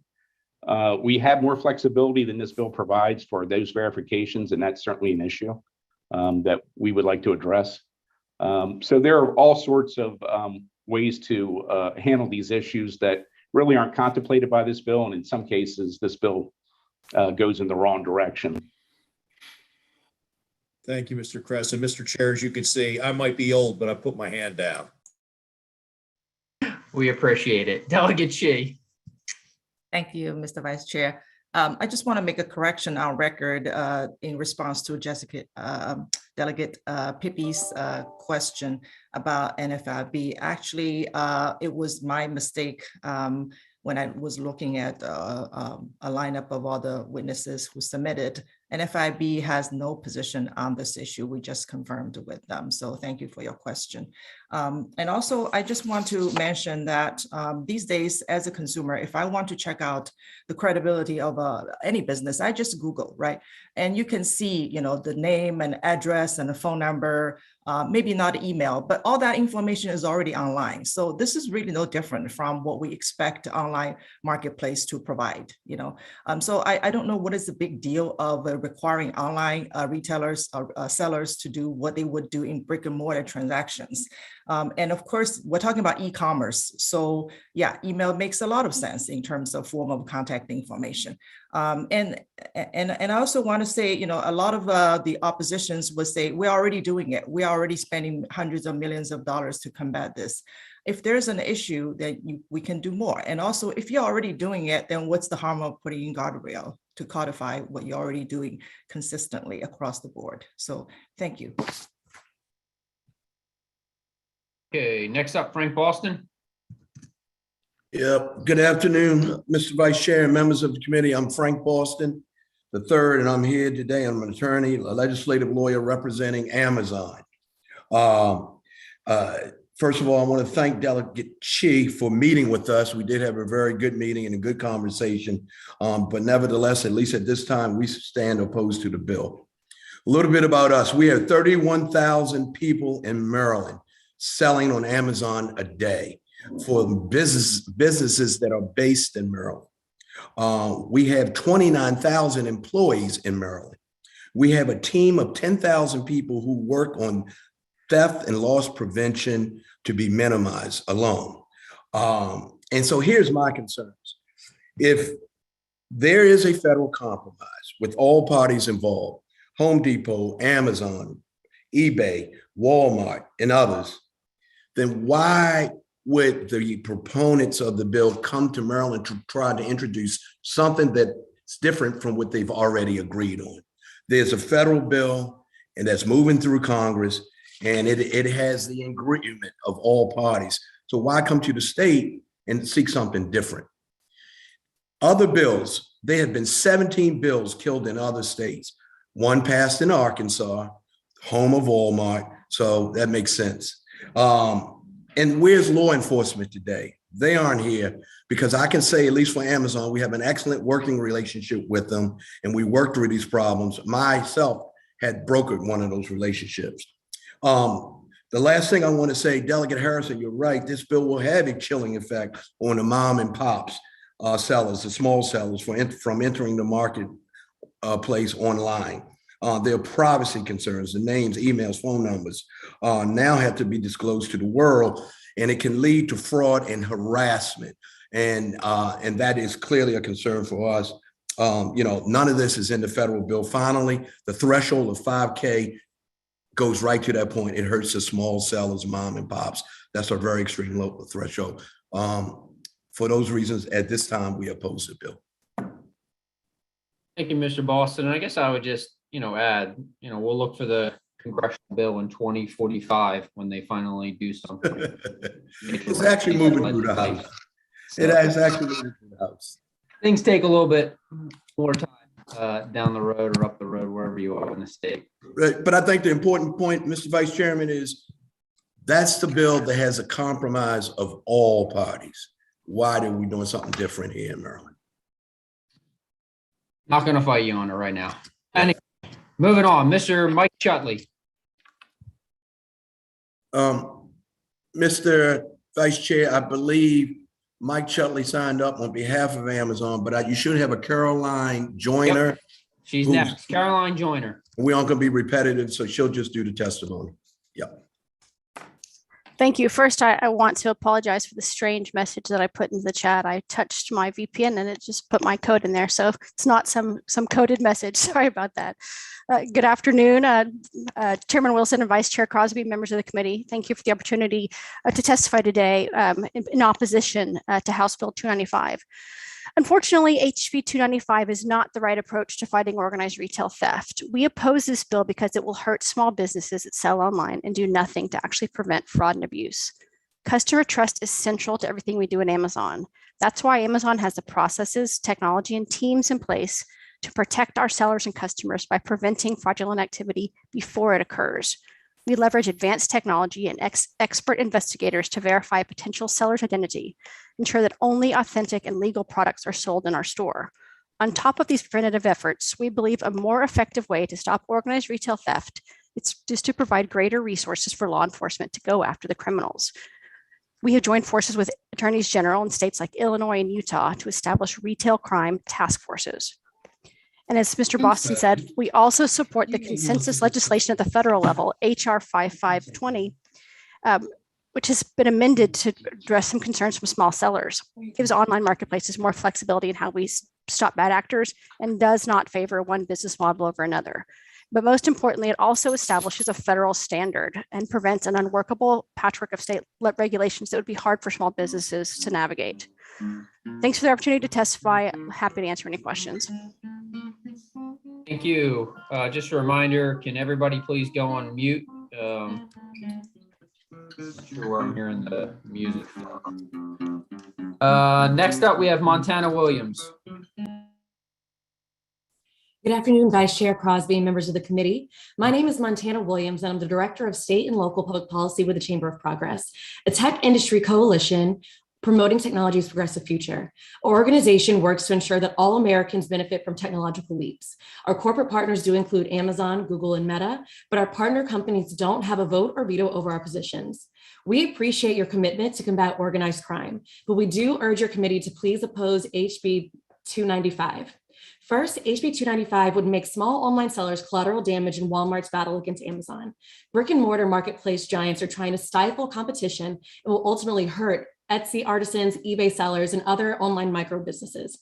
According to a recent article in The Atlantic, bills like HB 295 will ultimately help Walmart by weakening the competitive advantage of large-scale online shopping platforms. This bill won't actually stop sophisticated counterfeiters that will surely adapt to the new rules. Second, about 15 states have rejected bills similar to this, prioritizing the needs of online entrepreneurs and consumer choice. Legislators in both Republican and Democratic-led states agreed this legislation would add additional obstacles that would ultimately hurt small sellers, decrease opportunity, increase red tape, and hinder consumers in search of a deal. The only state to pass this legislation is Walmart's home state, Arkansas. And finally, the federal version of the the version of the Federal Inform Act has already gained support from retail groups, a coalition including Etsy and eBay, and Amazon. Online marketplaces are largely borderless and don't observe state-by-state boundaries. Since this bill greatly differs from the federal version, passing this bill would exacerbate a patchwork of state laws on an issue that is more properly handled at the federal level. The consensus approach reflected in the federal version of this legislation represents the model best for tackling the issue without harming small online sellers. We hope you will heed the perspectives of the other legislators who have assessed the consequences of passing state versions of this legislation, and please oppose HB 295. This bill would take sides for Walmart against Amazon, hurt small online business owners, and has been rejected in all but one states. We encourage the Maryland State Legislature to instead support the improved federal compromise version of this legislation that has broader support. Thank you so much. I look forward to answering any questions you may have. Okay, thank you. This concludes the bill hearing for House Bill 295. We're now going to go on to House Bill 135. Delegate Love. Chair, good afternoon, everyone. It is nice to see you. Oops, let me pull up the right thing that I'm looking for. Delegate Sarah Love here to present HB 135. You've seen this bill before. In short, HB 135 seeks to address some of the overuse of single-use plastics, specifically straws, lead plugs, stoppers, stirrers, utensils, and condiments. And the bill it really seeks to change behavior. And it does so by flipping the paradigm. If a customer requests these items, they get them. If they do not, it is not automatically given to them. Another part that's in there after negotiations with the Restaurant Association is if someone offers it to them, they can take it, that's fine. As I said, over the years, I have done a lot of negotiations with the Restaurant Association, and I understand that Mr. Thompson is here for information only. So I hope this is the year that we can pass this bill. Just very quickly, because I know you've seen this bill before, I think it bears repeating that Maryland jurisdictions, like the rest of the world, are facing a plastic crisis. Over 8 billion tons of plastic have been produced since the 1950s, and only 5% has been recycled. Alarmingly, the International Solid Waste Association estimates that during the pandemic, the use of single-use plastics went up 250 to 300%. A lot of these single-use plastics in the bills, in fact, all of them, can't be recycled. And our jurisdictions are the ones that are paying for it, or us through our taxes, because it becomes trash to be hauled away, litter to be cleaned up from our neighborhoods, and garbage in our waterways. Several jurisdictions in Maryland, Prince George's County, Charles County, Montgomery County, Howard County, Garrett Park, the city of Rockville, Tacoma Park, all have addressed some of the items in this legislation, and this legislation will support and expand upon their efforts. You know, when it comes right down to it, the only way to truly address the plastic crisis is to follow the adage that we all know: reduce, reuse, recycle. This bill is a big step towards reducing our use of single-use plastic. And for the foregoing reasons, I respectfully request a favorable report on HB 135. Thank you. Thank you, Delegate Love. We have we have 2 additional in the blue corner. So we'll take both of them and then we'll take the questions. First up, Sherry Wilson. Good afternoon, Vice Chair Crosby and members of the committee. It's a pleasure to be here on behalf of Trash Free Maryland. We are a coalition of organizations, large and small, including businesses, community groups, advocacy organizations, and conservation organizations, all working to support policies that reduce litter and trash. And for that reason, respectfully urge your favorable report on House Bill 135. As Delegate Love mentioned, there are costs associated with trash throughout Maryland borne by the taxpayers, ultimately the cost of cleanups and the costs associated with streams and rivers and shorelines that are littered with trash. It has a reverberating economic impact for the state and for our many different tourism and economic development efforts. The second thing I wanted to mention is that, as Delegate Love said, this is an important policy measure because it increases awareness on behalf of all of us. And there is an alliance of major corporations and conservation groups nationally who have identified increasing awareness as one of the 5 key strategies to getting a handle on the trash problem in the state. I, many years ago, had the good fortune to serve as a secretary of the Department of the Environment. And I can say firsthand that the state is putting enormous resources into putting in place regulatory programs for keeping trash out of our waterways. That's after the fact. Bills like this get the problem at the source. We're reducing the amount of litter that's moving into our waterways. Thank you so much. Look forward to working with you in any way that would be helpful, and very much appreciate your time this afternoon. Thank you. Thank you, Ms. Wilson. Is somebody blending a drink in the background? It's a drill. I'm so sorry. No, it's all right. I thought you were blending a drink. I was about to say they better not even think about using a straw. Right. Next up, Ryan Fredrickson. Chair, and good afternoon, members of the committee. My name is Ryan Fredrickson, Vice President of Government Affairs at the National Aquarium. We are here to request a favorable report for HB 135. This bill will help increase public awareness to reduce the use of single-use plastics and will decrease the harmful impact single-use plastics have on the natural environment. As Delegate Love mentioned, the plastic pollution crisis is well documented. More than one dump truck full of plastic enters the ocean every minute. Plastic ingestion or entanglement has been documented in more than 900 species of wildlife. During a recent international coastal cleanup event in Maryland, volunteers picked up 81,000 pieces of plastic debris along Maryland shorelines, including 5,000 utensils, straws, and stirrers. No single approach will solve this problem. Instead, we need to enact policies that stop plastic pollution at its source, change behaviors, clean up existing pollution, and provide education and outreach to consumers.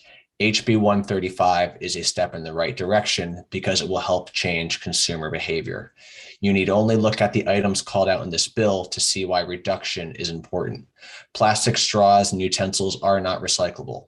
In fact, less than 9% of all plastic ever produced has been recycled. Most of it ends up in landfills, incinerators, or the natural environment. This committee should also consider the link between plastic pollution and climate change. It is said that plastic is climate change in its solid state. Naturally, or nearly all plastic produced today is manufactured from fossil fuels, and by 2030, emissions from plastic production could surpass coal-fired power plants. We have the opportunity to change that by reducing our reliance on single-use plastic products, and that behavior change starts with this bill. So for these reasons and more, the National Aquarium respectfully urges the committee to issue a favorable report. Thank you, and I'm happy to answer any questions you may have. Thank you. Are there any questions? Seeing none, we'll move to favorable with amendments. Amy Marin.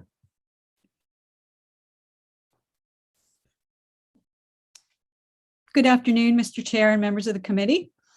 I am Amy Marin, testifying on behalf of the more than 70,000 members and supporters of the Maryland Sierra Club in favor of HB 135 with amendments. We applaud Delegate Love's leadership in tackling plastic waste. In principle, on-request bills have great potential to reduce unnecessary single-use plastic. Nearly 80% of all disposable foodware is for takeout or delivery, and much of it is used in customers' homes where reusable items are already available. The bill will save food service businesses money because their customers will be requesting and taking home fewer of these items. The bill would help address the plastic pollution crisis, as my two previous friends just mentioned. Plastic waste and pollution threaten Maryland's coastline, fish and wildlife, and human health. And these single-use items are used for just a few minutes and last in the environment forever. So we propose several amendments to increase the impact of the bill. These would better align with local on-request legislation already in place and in neighboring jurisdictions. One, eliminate the exemption for drive-throughs. They are a huge source of single-use litter. Notification can just be posted on the menu board, similar to the way that restaurants are now required to comply with the new law in the District of Columbia. Two, add language to include both online food orders and third-party delivery services like Grubhub. Again, these types of orders are sources of a lot of unnecessary single-use plastics. Three, eliminate the requirement for all businesses to stock plastic straws. It's not necessary when the bill doesn't even ban plastic straws. And then four, require that these items be provided only if the customer asks for the item, not after an offer to provide them. Fewer items will be taken, and the bill will be more compatible with the District of Columbia's, which is our neighboring jurisdiction. With these amendments, we respectfully request a favorable report on HB 135. Thank you. Thank you. We'll take one more and then we'll come to questions. John Weber. Hello, this is Matt Gove. I'm subbing in for John Weber, if that's okay. Mr. Gove, I apologize. If you haven't signed up, I can't testify. So I apologize for that. Okay. John said he talked to staff that said I could sub in for him, if that's okay. Hold on one second.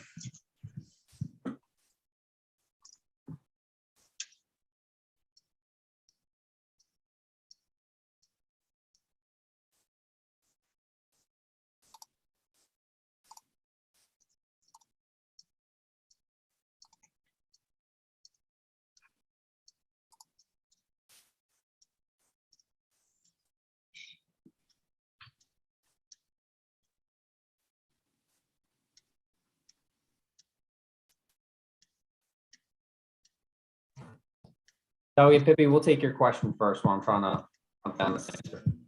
Great. Thank you, Mr. Chair.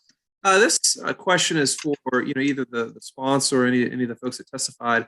Listen, I hate littering. I mean, it just drives me insane. And growing up in a state that borders the Chesapeake, I agree with a lot of things that have been said. And the question I have is, would you be in support of just increasing penalties for people that litter? Rather than punishing a small business that can choose to sell biodegradable straws, not offer, wear depending on their customer base. I mean, why don't we just increase penalties on the people that are actually littering and polluting the various areas that I've heard repeatedly mentioned? And so I guess the question is maybe for Delegate Love, would you be in support of a bill that increases penalties on people that litter? It's a really interesting question, Delegate Pippi. I have two thoughts. One is we did see a bill along those lines last year in Environment and Transportation, but it was I think it pertained only to larger items like mattresses or something like that. So I don't know. I'd have to see the legislation. I don't know what the penalties are offhand for littering. So I don't, really interesting concept. I think my other thought is that this isn't punishing businesses because it's on request only. If somebody, doesn't follow the law, then they get a warning. Okay, they can't get anything else at that point for another 3 months. So it's not like they can be slapped with a warning and then a penalty. 3 months later, so that gives them time to train their staff and et cetera. And 3 months later, then a fine can be assessed, but they can also seek a waiver. So I really don't agree with the characterization of punishing. Well, I mean, the only, when you read the bill, I can't imagine that it's going to be easy to enforce whether this is a first, second, or subsequent offense. I mean, I don't know who's going to do that. I don't know if we're hiring health officers to stand at Starbucks all day to see how many violations there are in a row. I'm not sure exactly how that's going to work out. My only thought is that we are on the same page with what we want, which is we want to prevent a lot of these items from ending up in our natural habitat here in our state, right? And I think the bigger issue is people that litter. And if we're not willing to go after the people that are actually violating these things, then I feel like we're kind of missing the boat. But I appreciate the response. Thank you, Mr. Chair. Thank you, Mr. Delegate Charkoudian. Thank you, Mr. Chair. I just wanted to clarify, thanks, Delegate Pippi, for that question about how do we address litter. But I just want to make sure I understand the issue in this bill is not just about litter, as I understand it. So let me just walk through my understanding and then you can let me know if I got this right. As I understand the bill is a part of it would address litter, but a larger part of it addresses the manufacturing of plastic, which causes climate change because of the use of fossil fuels. And then the fact that a lot of that plastic, even when it's disposed of theoretically properly by putting it in a trash can, takes up space and will be there forever in landfills and incinerators, further contributing to climate change. And then also some of it ends up in oceans and so on. But even if litter were to be eliminated completely by fines or some other enforcement, Would there still be a need for this bill for all those other reasons? There would be, Delegate. Thank you very much for the question. Yes. Thank you. Thanks, Mr. Vice Chair. Thank you, Delegate Jackson. Thanks, Mr. Vice Chair. Delegate, this question is for Delegate Love. I'm noticing a lot of restaurants, because of COVID, are, instead of providing reusable utensils, they are using plastic utensils that's wrapped in plastic. How do you think this bill would affect, those kinds of businesses? So that's a great question. It's something that we have talked about a lot. And as I said, the Restaurant Association does not oppose this bill because it's not going to place a burden on their institutions. So again, somebody can request if they want those utensils, they can ask for them. The restaurant can offer them, but they're not just going to be putting them in, because I don't know about you, but when I get takeout, I don't need these plastic utensils. I don't want them. They just end up in the trash. So this bill only applies to takeout? No. It's in restaurants as well. Okay. But you mean when someone sits down? Yeah. And they're just using plastic? Well, I guess because of COVID, a lot of, trying to keep the spread down, I guess. I've been in some restaurants where they don't use the reusable utensils, but the plastic ones, but they're wrapped in plastic. So they're individually wrapped for, I guess, extra protection from spreading COVID. So would that have, if a business or restaurant wanted to continue that, would this bill affect that? No, it wouldn't. They certainly could. If I sit down at a table in a restaurant and the only thing they have is plastic utensils in a plastic wrapper, I would encourage them to not, but if they do, if that's what they have, then, the waiter says, would you like utensils? Yes. Or if that's the only one they have. So they would still have to ask, or if they would want plastic or.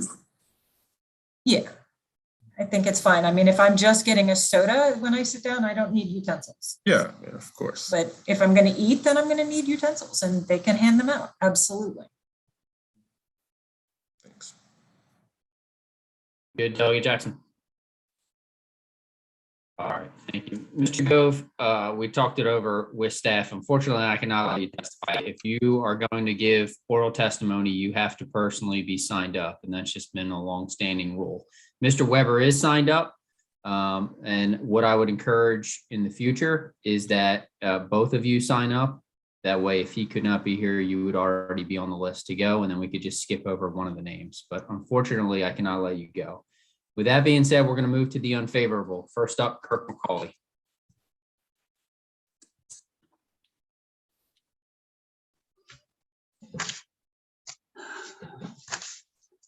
Vice Chair Crosby and members of the Economic Committee, thank you for having me.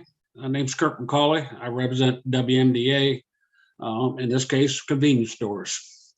I sent this bill out to my member convenience stores, and I got a lot of questions back, a lot of confusion.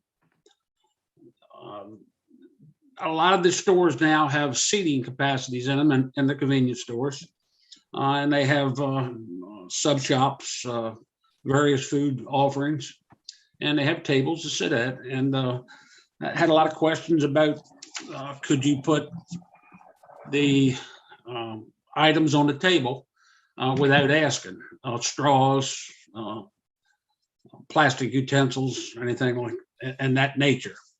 I think I got a halfway answer back from one of the colleagues that yes, that would be okay. But the bill is confusing. It doesn't really come right out and say that. And a lot of the confusion comes from different language. On page 3 of the bill, under section 9-2109, on what you can provide, and then beginning January 2023, what you cannot provide with a list on page 4. That list on page 4 doesn't match up with the list on page 3 of what you can and can't. So it creates a lot of confusion. amongst the businesses. I'm not at all sure that we'd even be against this bill. We might be neutral on it. The other thing is what's the Attorney General doing in this bill? I believe it's enforced by health departments and food service department there, but the Attorney General doesn't belong in it. And just a lot of confusion that the bill is not clear on what it does and what it does not enforce. Thank you. That's all. And we would wish an unfavorable report on the bill as written. Thank you. Thank you, sir. Michael Halloran.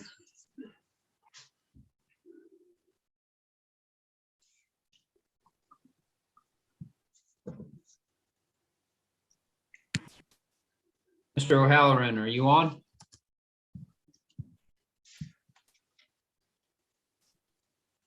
Melvin Thompson.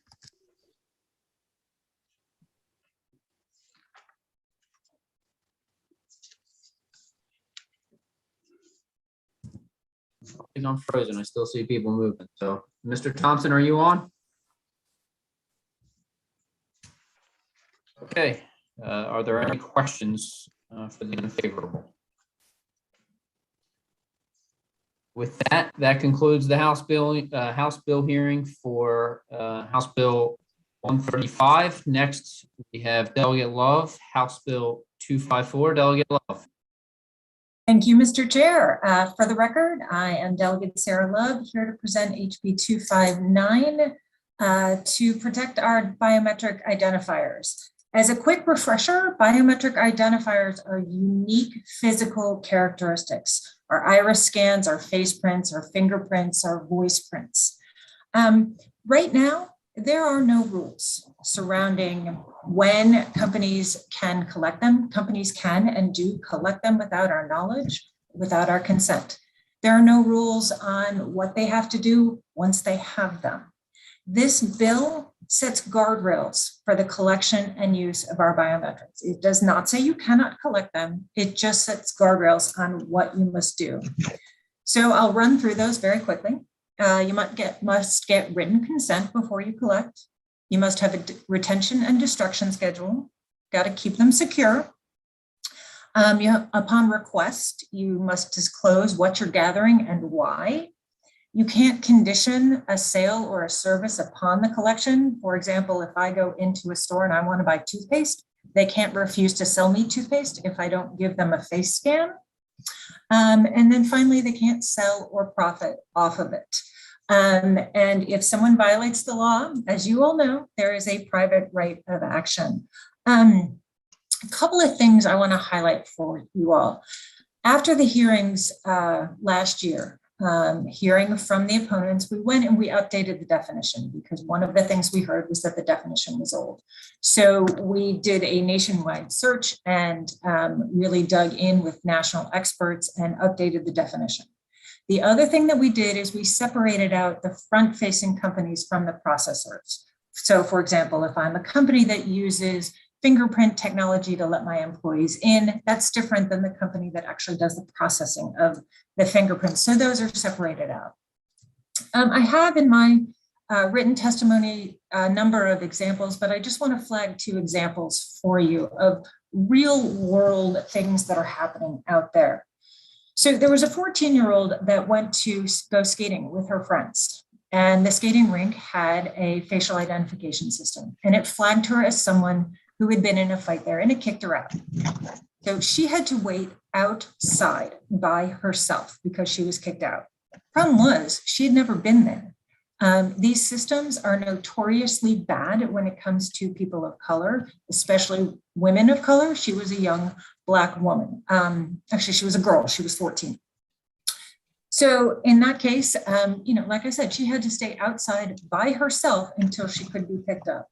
Another real world example that's going on right now with the pandemic and more people working from home, employers are using biometric identifiers on laptops. They're using keystroke and fingerprint technology. They're also using facial recognition technology. So they're watching everything that you do. I attached 2 articles on this and I encourage you to look at them. Over the summer, we did some focus groups and we reached out across the state. So a very diverse group geographically from across the state, not religiously, politically, gender, racial, all across the state. And we explained the bill. We gave them balanced arguments for and against the bill. And I'll be honest, I was a little nervous because we used the exact language of the opponents, that this will result in frivolous litigation like it did in Illinois, that it will make us less safe, that it will stifle technology. And across the board, to a person, they understood this bill, they want this bill, they are disturbed that companies can collect this and there are no rules, and they agreed with the private right of action. We actually really drilled in on that. The conservative woman who's married to a police officer who said, of course we need to be able to sue them. Someone else who said, that's the only way to keep them accountable. And to that point, I convened the opponents of this bill over the interim and talked about the private right of action. And I made the point that in Illinois, the state that has the private right of action, it's the only state where companies have actually changed their behavior. And I got pushed back and was told that no, in Texas, the Attorney General is looking into it because the Attorney General has enforcement there. So I asked for the proof of that. I said, that's great, tell me about it. I got back 3 things. An article about why private right of action is bad, an article about why what Texas attorneys are telling their clients, and an article stating that the Texas Attorney General is looking into Facebook as a result of the Illinois litigation, which actually proves the point that we need the private right of action because that's what gets companies to change their behavior. Very quickly, and then I'll wrap up. The opponents say that this will make us less safe. That's just simply not the case. If I am an employer that uses fingerprint technology to let people into my building, the employees are going to agree. I'll have their fingerprints on file. If someone else tries to get in, they can't get in. Companies can still use security cameras. It's not going to stop them. So for all of these reasons and many more, I'm happy to answer any questions. I know you'll have lots of them. I urge a favorable report. Thank you so much. Thank you. We'll call the first couple of witnesses and then we'll take some questions. Marceline White. Good afternoon, Vice Chair. For the record, Marceline White. I'm the Executive Director of the Maryland Consumer Rights Coalition, MCRC. MCRC advances economic rights and equity through research, education, public policy, and direct service. We're here in strong support of HB 259. I want to thank Delegate Lowe for offering the bill. We're here for 2 main reasons. One, because this provides important consumer protections on new technology.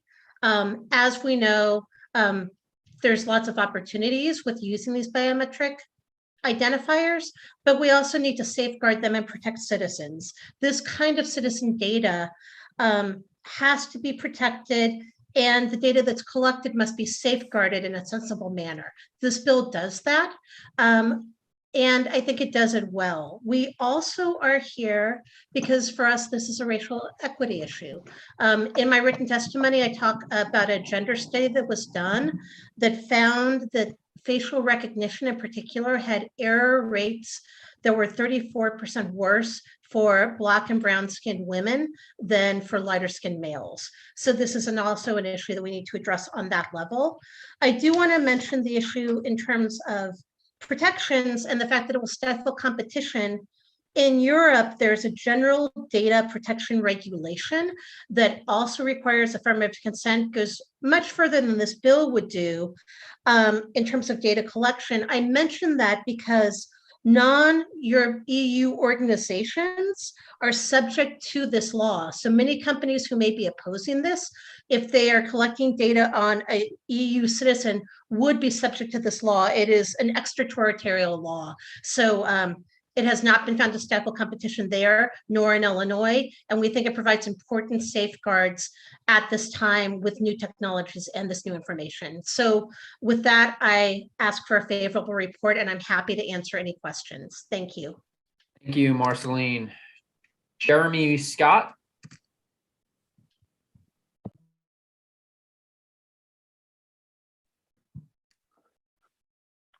Thank you, Vice Chair Crosby and members of the committee. My name is Jeremy Scott. I am Senior Counsel at the Electronic Privacy Information Center, or simply EPIC. EPIC is a public interest research center based in Washington, D.C., established in 1994 to focus public attention on emerging privacy and civil liberties issues, and has long advocated for strict limits on the use of biometric data.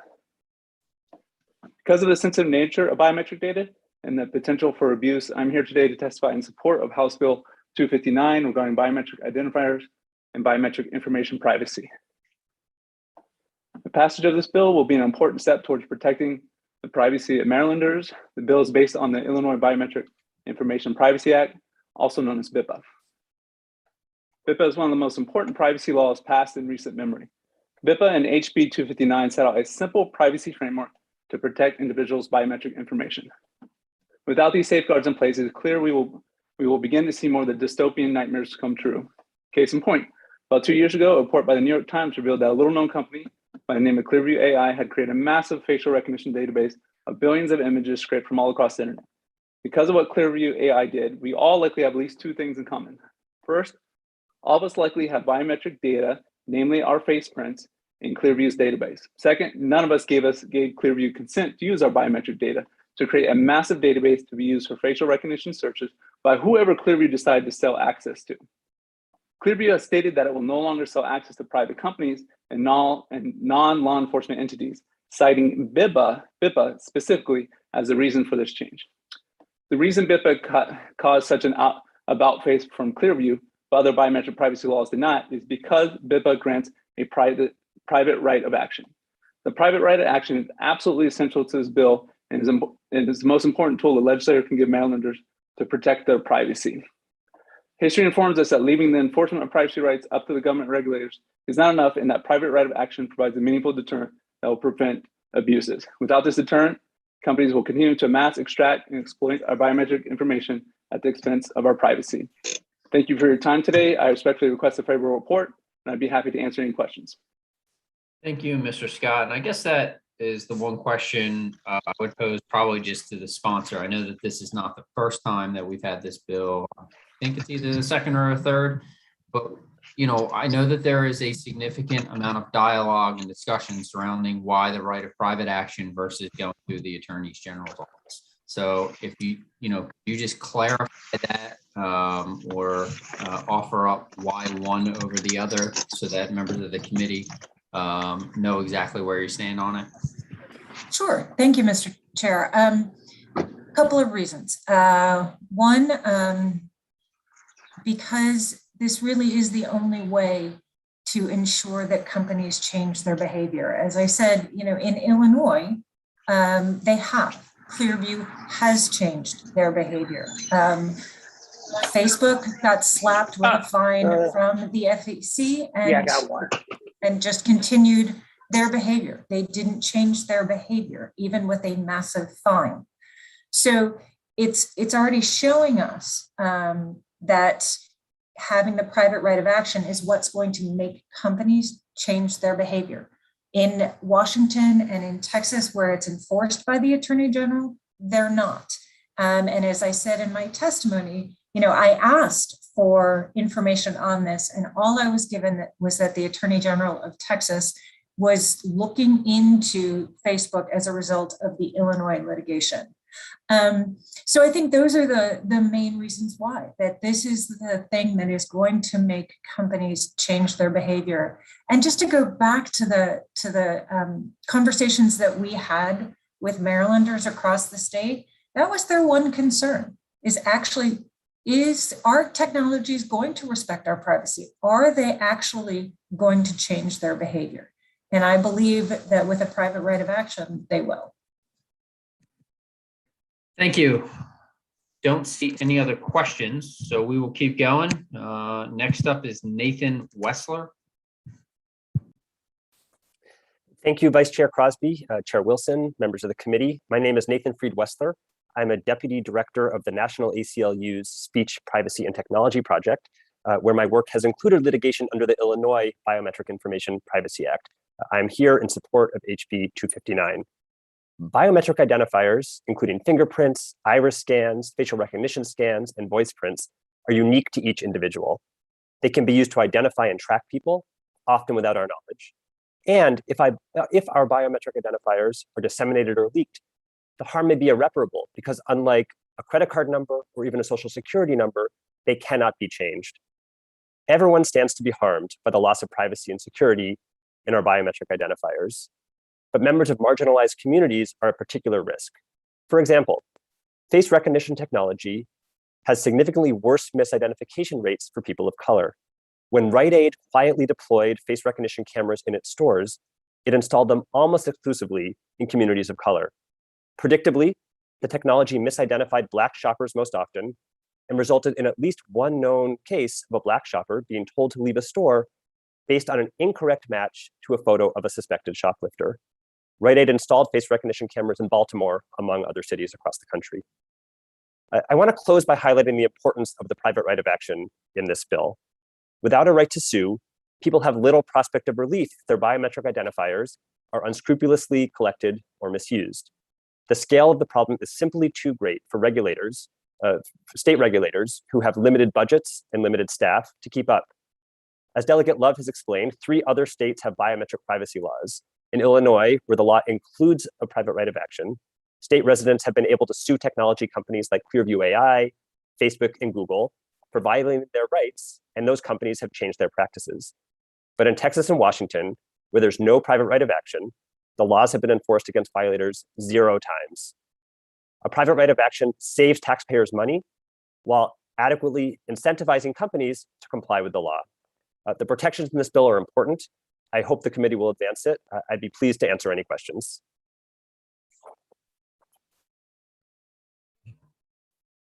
Thank you, sir. Next up, we have Hannah Abrams. Hello, my name is Hannah Abrams. I'm an Assistant Attorney General in the Consumer Protection Division of the AG's office. Thank you for letting me speak today. Biometric technologies measure and analyze people's unique physical and behavioral characteristics. Some of the most recognized biometric data include fingerprints, iris scans, voice prints, and facial recognition.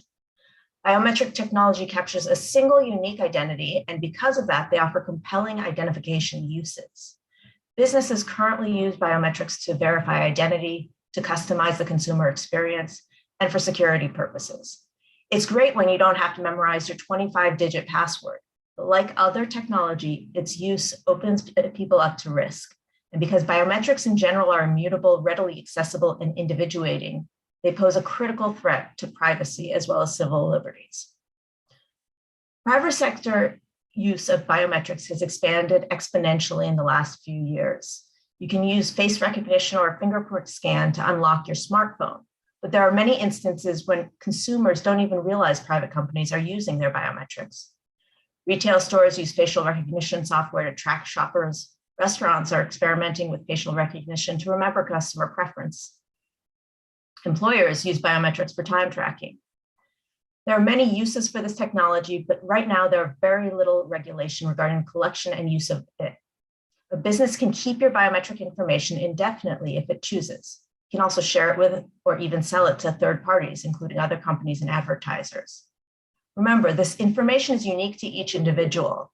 And in response, there are numerous other states that have legislation to protect it. Illinois, California, Texas, Washington, as well as large cities like New York City. HB 259 establishes reasonable limits on the use and collection and storage of biometric data, and the Attorney General's office urges a favorable report.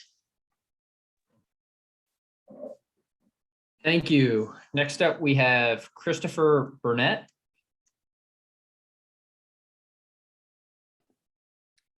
Hello. Greetings, Chair and members of the committee. My name is Christopher Burnett, and I'm a member of the Baltimore City Council representing the 8th City Council District. And I'm here today to urge a favorable report of House Bill 295, the Biometric Identifiers Privacy Bill, which would regulate the use of biometric identifiers by private entities. In 2021, I served as the primary sponsor of Council Bill 21-001, Surveillance Technology in Baltimore, which, with the support of my colleagues, placed a moratorium on the sale and heavily regulated the use of facial recognition technology in Baltimore City. We took this critical step after important questions were raised about the technology deployed by both the public and private sector. And we did this to ensure that we had adequate time to establish oversight on its uses, promote transparency on how it's deployed, and protect the rights and civil liberties of the citizens of Baltimore. Our office conducted extensive analysis of the latest research on the development and deployment of facial recognition technology, which is a related biometric technology, and its use in the community. What we learned is that many of these tools have technical limitations that can and have amplified the harm of Black people and nearly all people of color, Indigenous people, the elderly, gender nonconforming people, and people living with disabilities, and our youth. Implicit bias in this technology is why I'm asking this body to join jurisdictions across the country in regulating the use of biometric technology to protect communities of color from unjust actions from law enforcement and private companies. Additionally, concerns have been raised by subject matter experts and privacy advocates about the capturing, storage, and the potential sale and distribution of biometric data collected by businesses and the private sector and governmental agencies. I was deeply disturbed to learn from industry representatives in the private sector who disclosed that personal biometric data collected by companies was being shared with law enforcement agencies, and in several industries being sold to national and transnational marketing companies to build customer profiles and potentially undisclosed uses without the knowledge of the people the data was collected from. Thus, I'm here today asking that the passage of the Biometric Identifiers Privacy Bill be a critically important step to close these loopholes and better protect the privacy and security of the citizens that we all represent. And it's for these reasons I'm asking the committee to vote in favor of the passage of this bill. Thank you for your time and your consideration. Thank you, Mr. Councilman, and my apologies for not addressing you by the title. I also would have called you a little earlier. Okay, no worries. Another tip for you. So on the corner, the top right corner, your little Burnett thing, if you just do the mirror image, it'll flip it so it reads straight on me, because right now it looks backwards. Maybe that's just me though. Anyway, next up, Pete Isberg.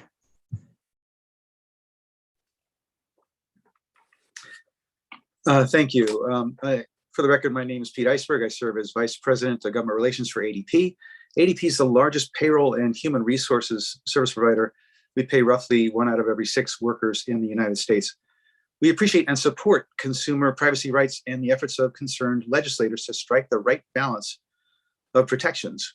However, we are very concerned about the bill as written, largely based on adverse and unintended impacts of similar legislation enacted in Illinois. Despite being not a concern, and in fact not being referenced at all in the legislature's findings in the Biometric Information Privacy Act in Illinois, roughly 90% of over 250 class action lawsuits filed under BIPA in Illinois since 2017 were related to employer time clocks. Many employees use finger scan and hand scan time clocks to accurately record employees' time worked. These systems don't collect or store fingerprints or handprints, but rather convert the scans into a series of numbers linked to an employee badge number. Employees know that their fingerprints are being scanned and the purpose of that scanning, but the law enabled aggressive plaintiffs' attorneys to seek out common typekeeping systems, such as time clocks, for any technical failures to meet the statutory disclosure and consent requirements, and to seek huge statutory penalties with no requirement to demonstrate any harm. HB 259 follows the Illinois law closely and could result in the same catastrophic economic harm. As in Illinois, this bill provides that plaintiffs need not demonstrate any injury to seek liquidated damages of $1,000 per violation or $5,000 for intentional or reckless violations. Applying liquidated damages in the employment context results in astronomical potential liabilities, which could threaten Maryland employers. Any violations numbered multiplied by the number of employees, the number of time clock transactions per day, times the number of days in as much as 5 years. In Illinois, an employer with 20 employees, just 20 employees, could face claims of $100 million. Such potential huge liabilities were used in Illinois to pressure countless employers into costly settlements. And compliance is not really easily accomplished. Just making a disclosure and obtaining a written release sounds easy, but in the context of employment, any consent requirement as a condition of employment would be difficult and would result in job losses. Employers that are parties to collective bargaining agreements also can't unilaterally require employees to provide a written release as a condition of employment. We noted a number of conflicts and questions in the bill language in our written testimony, which should be addressed. And, basically the uncertainty and lack of definition. Mr. Isper, I'm just going to Yeah. need you to start to wrap up here. We got a bunch of other witnesses behind you. Yes, thank you. Sorry about that. I urge, if you could look at my written testimony, we point out a number of points that should be addressed. We would love to welcome the opportunity to work with interested stakeholders to improve the bill. Thank you. And all the legislators have the written testimony. So we can always reference that, and you can reach out to any of our offices to have follow-up conversation. Next up, Rob King. Wait a minute. Oh, I'm sorry, Delegate Turner. Go ahead. Thank you, Mr. Vice Chair. I just want to ask Mr. Pete Iceberg, who he represent again, and is he for or against this bill? Because I'm not quite sure. I'm taking notes. Thank you for the question. I represent ADP, the largest payroll provider in the United States, and we actually support the bill, but recommend significant amendments to clarify its application to employment. Okay, and you already submit these amendments already? Yes, it's in the written testimony. Thank you. It's in your written testimony. Okay, thank you, Mr. Vice Chair. Thank you, Delegate Turner. Mr. King, you're up. Thank you, Mr. Vice Chair, and good afternoon to the House Economic Matters Committee. My name is Rob King, and I am the National Organizing Director at Data for Black Lives. I'm testifying today to call for no more data weapons, and House Bill 259 is an important step towards that call. At Data for Black Lives, we are a movement of activists, organizers, and mathematicians committed to the mission of using data science to create concrete and measurable change in the lives of Black people. We see the two powerful sides of data and technology, the power to promote progress and the power to stifle it. Since the advent of computing, big data and algorithms have penetrated virtually every aspect of our social and economic lives. These new data systems have tremendous potential to empower our communities, but history also tells the story of how often these tools were wielded as an instrument of oppression. We at Data for Black Lives know that technology is not neutral. Without intentional intervention, design, and policy, data systems risk replicating and even exacerbating the inequalities that hold not just some of us, but all of us back. House Bill 259 attempts to make such an intentional intervention. And even though there are many positive aspects of this bill, there is still more to do. While we appreciate it as a starting point, we can not only focus on private entities. We also have to consider how surveillance and the collection of biometric identifiers takes place within academic institutions and government agencies. And we hope that there will be more clarity and accountability, either now or sometime in the future, that addresses this. Again, we hope to see this bill pass, but even if it does, we want to acknowledge that there is still more work to do. Thank you. Thank you, Mr. King. Seeing no questions, we'll go to the red corner. First up, we have Kelly Locklear. Good afternoon, again, honorable members of the committee. For the record, my name is Kaylee Locklear, here on behalf of the Maryland Retailers Association in respectful opposition to this bill. Although we believe this bill is well-intentioned and our members do respect consumer privacy, we have concerns with this legislation. I want to thank the sponsor for the exclusions for signatures, as well as photographs and video, as they're obviously critical in combating different forms of theft for our members. And many of this came up already, but the bill mimics problematic provisions from the Illinois law that you've heard about today, including this private right of action, which was very concerning to our members. The still overly broad terms in this bill do not reflect the current online universe. And a wider exemption is actually not included in the bill for fraud and security purposes, something that we've seen in many other pieces of legislation. And just to give you some examples, for instance, sensitive parts of buildings or accessing sensitive consumer information where biometric identifiers may be used to provide the highest level of security possible would be some of those examples. I also need to correct a little bit of testimony that was talked about with some of the larger retailers. We did have a conversation, and I did flat out ask our members who is using facial recognition technology, and across the board, that technology has ceased with the majority of our members. So we urge the committee to take a look at these problematic areas of the bill, and we would ask for an unfavorable report. Thank you. Thank you. Next up, Christopher Gilrine. Thank you once again, Mr. Vice Chair. Again, for the record, my name is Chris Gilrain, representing TechNet. We are opposed to HB 259 as drafted. At the beginning of this hearing, we were treated to a little musical interlude, much like Chris Stapleton took a song from the early 80s and gave it a new life. HB 259 is riffing on a 2008 law in Illinois. Unlike Tennessee whiskey, however, we believe that the original in this case does not merit a cover.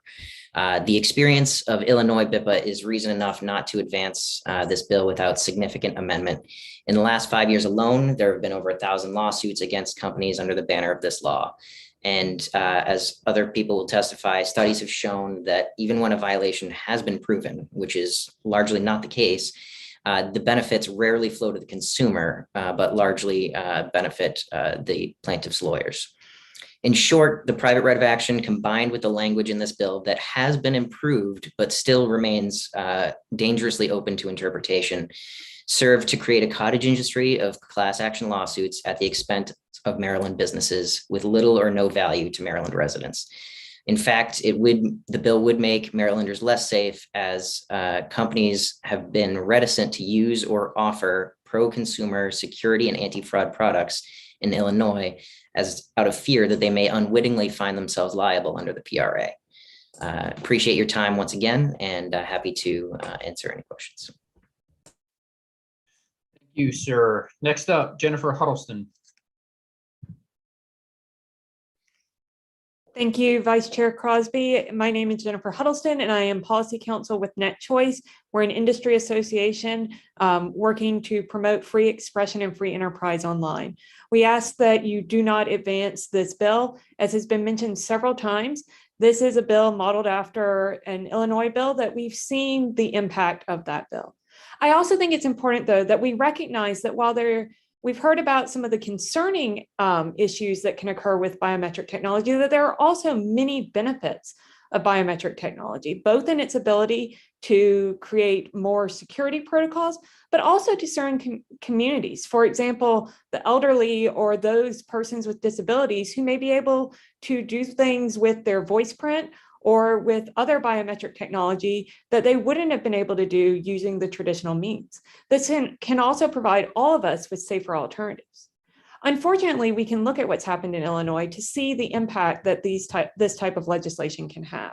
Illinois residents have lost the opportunity to have many services, ranging from the fun of a Google Art selfie match to the ability to order at a quick service restaurant their favorite order using just their face, to more concerning examples, such as the ability to have security recognition in their home security systems of a list of friends and family. I think we can all imagine how the loss of these technologies would negatively impact Marylanders. Additionally, we continue to see a growth of litigation in Illinois under this law, not only against large companies that many people may think of as tech companies, but also against small companies and employers, as was mentioned earlier in some other testimony. So we ask that once again that you not advance this bill, and I welcome any questions you may have. Thank you. Drake Jamali.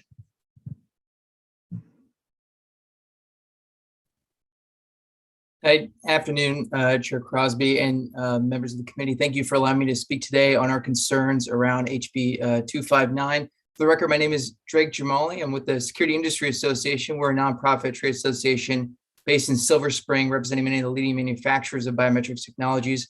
We've spoken on similar bills in the past 2 years, and we understand that the privacy intent on the bill for certain applications, but currently have a few concerns with this iteration. In the security field, biometric solutions help businesses keep their facilities, employees, and patrons safe by increasing the effectiveness of security systems. This can range from protecting against malicious actors, fire or carbon monoxide alerts, and even increasing the energy efficiency of facilities. A consent requirement makes participation optional, thus limiting the ability to effectively deploy safety and security systems that utilize these technologies throughout a building due to the presence of a mixed population of consenting and non-consenting individuals. At a minimum, an exemption from the bill's requirements for safety and security uses is essential. A good example is a security provision included in the Washington State's current biometric data law, which was enacted in 2017. This law generally requires notice and consent of an individual before their biometric information is enrolled in a database for commercial use, but provides an express exemption for security purposes. And secondly, as said previously, the prerogative of action in the bill should be replaced with enforcement by the Attorney General. This is the approach that Washington and Texas have taken in their biometric laws. This mechanism would preserve the protective intent without the potential catastrophic consequences we've seen in Illinois. And just to reference that, we have seen currently, they're looking at amending their BIPA law. And in fact, the Assistant Majority Leader, Senator Cunningham, has introduced several amendments to that current law at the moment. And just want to end by saying thank you so much for your time and attention to this very important issue. I've submitted written testimony and happy to answer any questions that may follow. Thank you. Thank you, Delegate Howard. So I shop at a lot of different stores, and I just need a little clarity on what verified, let me look at the language of the bill again. Talks about a verified, basically, I guess my question is this, let me simplify it. I shop at a lot of stores. I go into Rite Aid, CVS, Giant, Safeway, whatever, over and over again. If I contact them via email and I get a boilerplate response from headquarters saying, thank you for your email, we've received it, is that a verified, and in that email is my request to destroy data. Would that be considered verified notification? That I want my data destroyed? Delegate Howard, was that for Mr.? That's for anybody. Oh. That's for anybody, Vice Chair.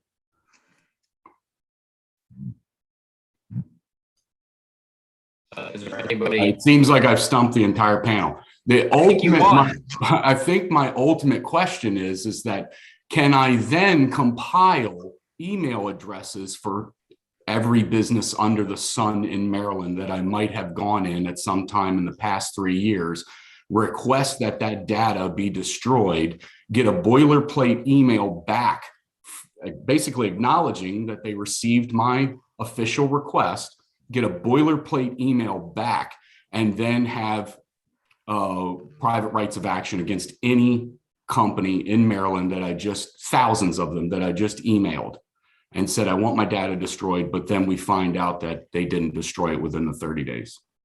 So Delegate Howard, I would want to look more carefully into the specifics of your question. But again, looking at what's happened in Illinois under similar litigation, what we have seen is that this question of what is sufficient to be consent is an issue that comes up often. Notably, there is a case involving Six Flags around what was considered both whether or not the lack of harm was an issue, as well as what was considered sufficient consent for collecting fingerprints that were used to validate annual passes. Yeah, what I'm trying to accomplish here is to make sure that there's equal protection for small businesses as well as private data, which I firmly believe in, by the way, against people that would be, I don't know if predatory is the right term, but would go out and just basically Excel spreadsheet, a giant list of all the corporate email addresses of businesses located inside the state or maybe outside the state where their corporate address is, request that data be destroyed. And when that's not followed through, or I don't have a receipt or verification that that data has been destroyed in 30 days, I then collate that list into a big giant individual lawsuits for private right of action. I don't know. I mean, Yeah, I definitely would like to hear back from everybody, especially from our AG's office on that. Okay, well, we can reach out to the AG, Okay. Delegate Thank you. Howard. Thank you. Try to get an answer on that. Yeah, thank you. That's a valid question. But I do appreciate you stumping everybody with your first one. The green box around you meant you won. All right, that concludes the hearing for House Bill 259 and the bill hearings for today. I will see you all tomorrow. Thank you.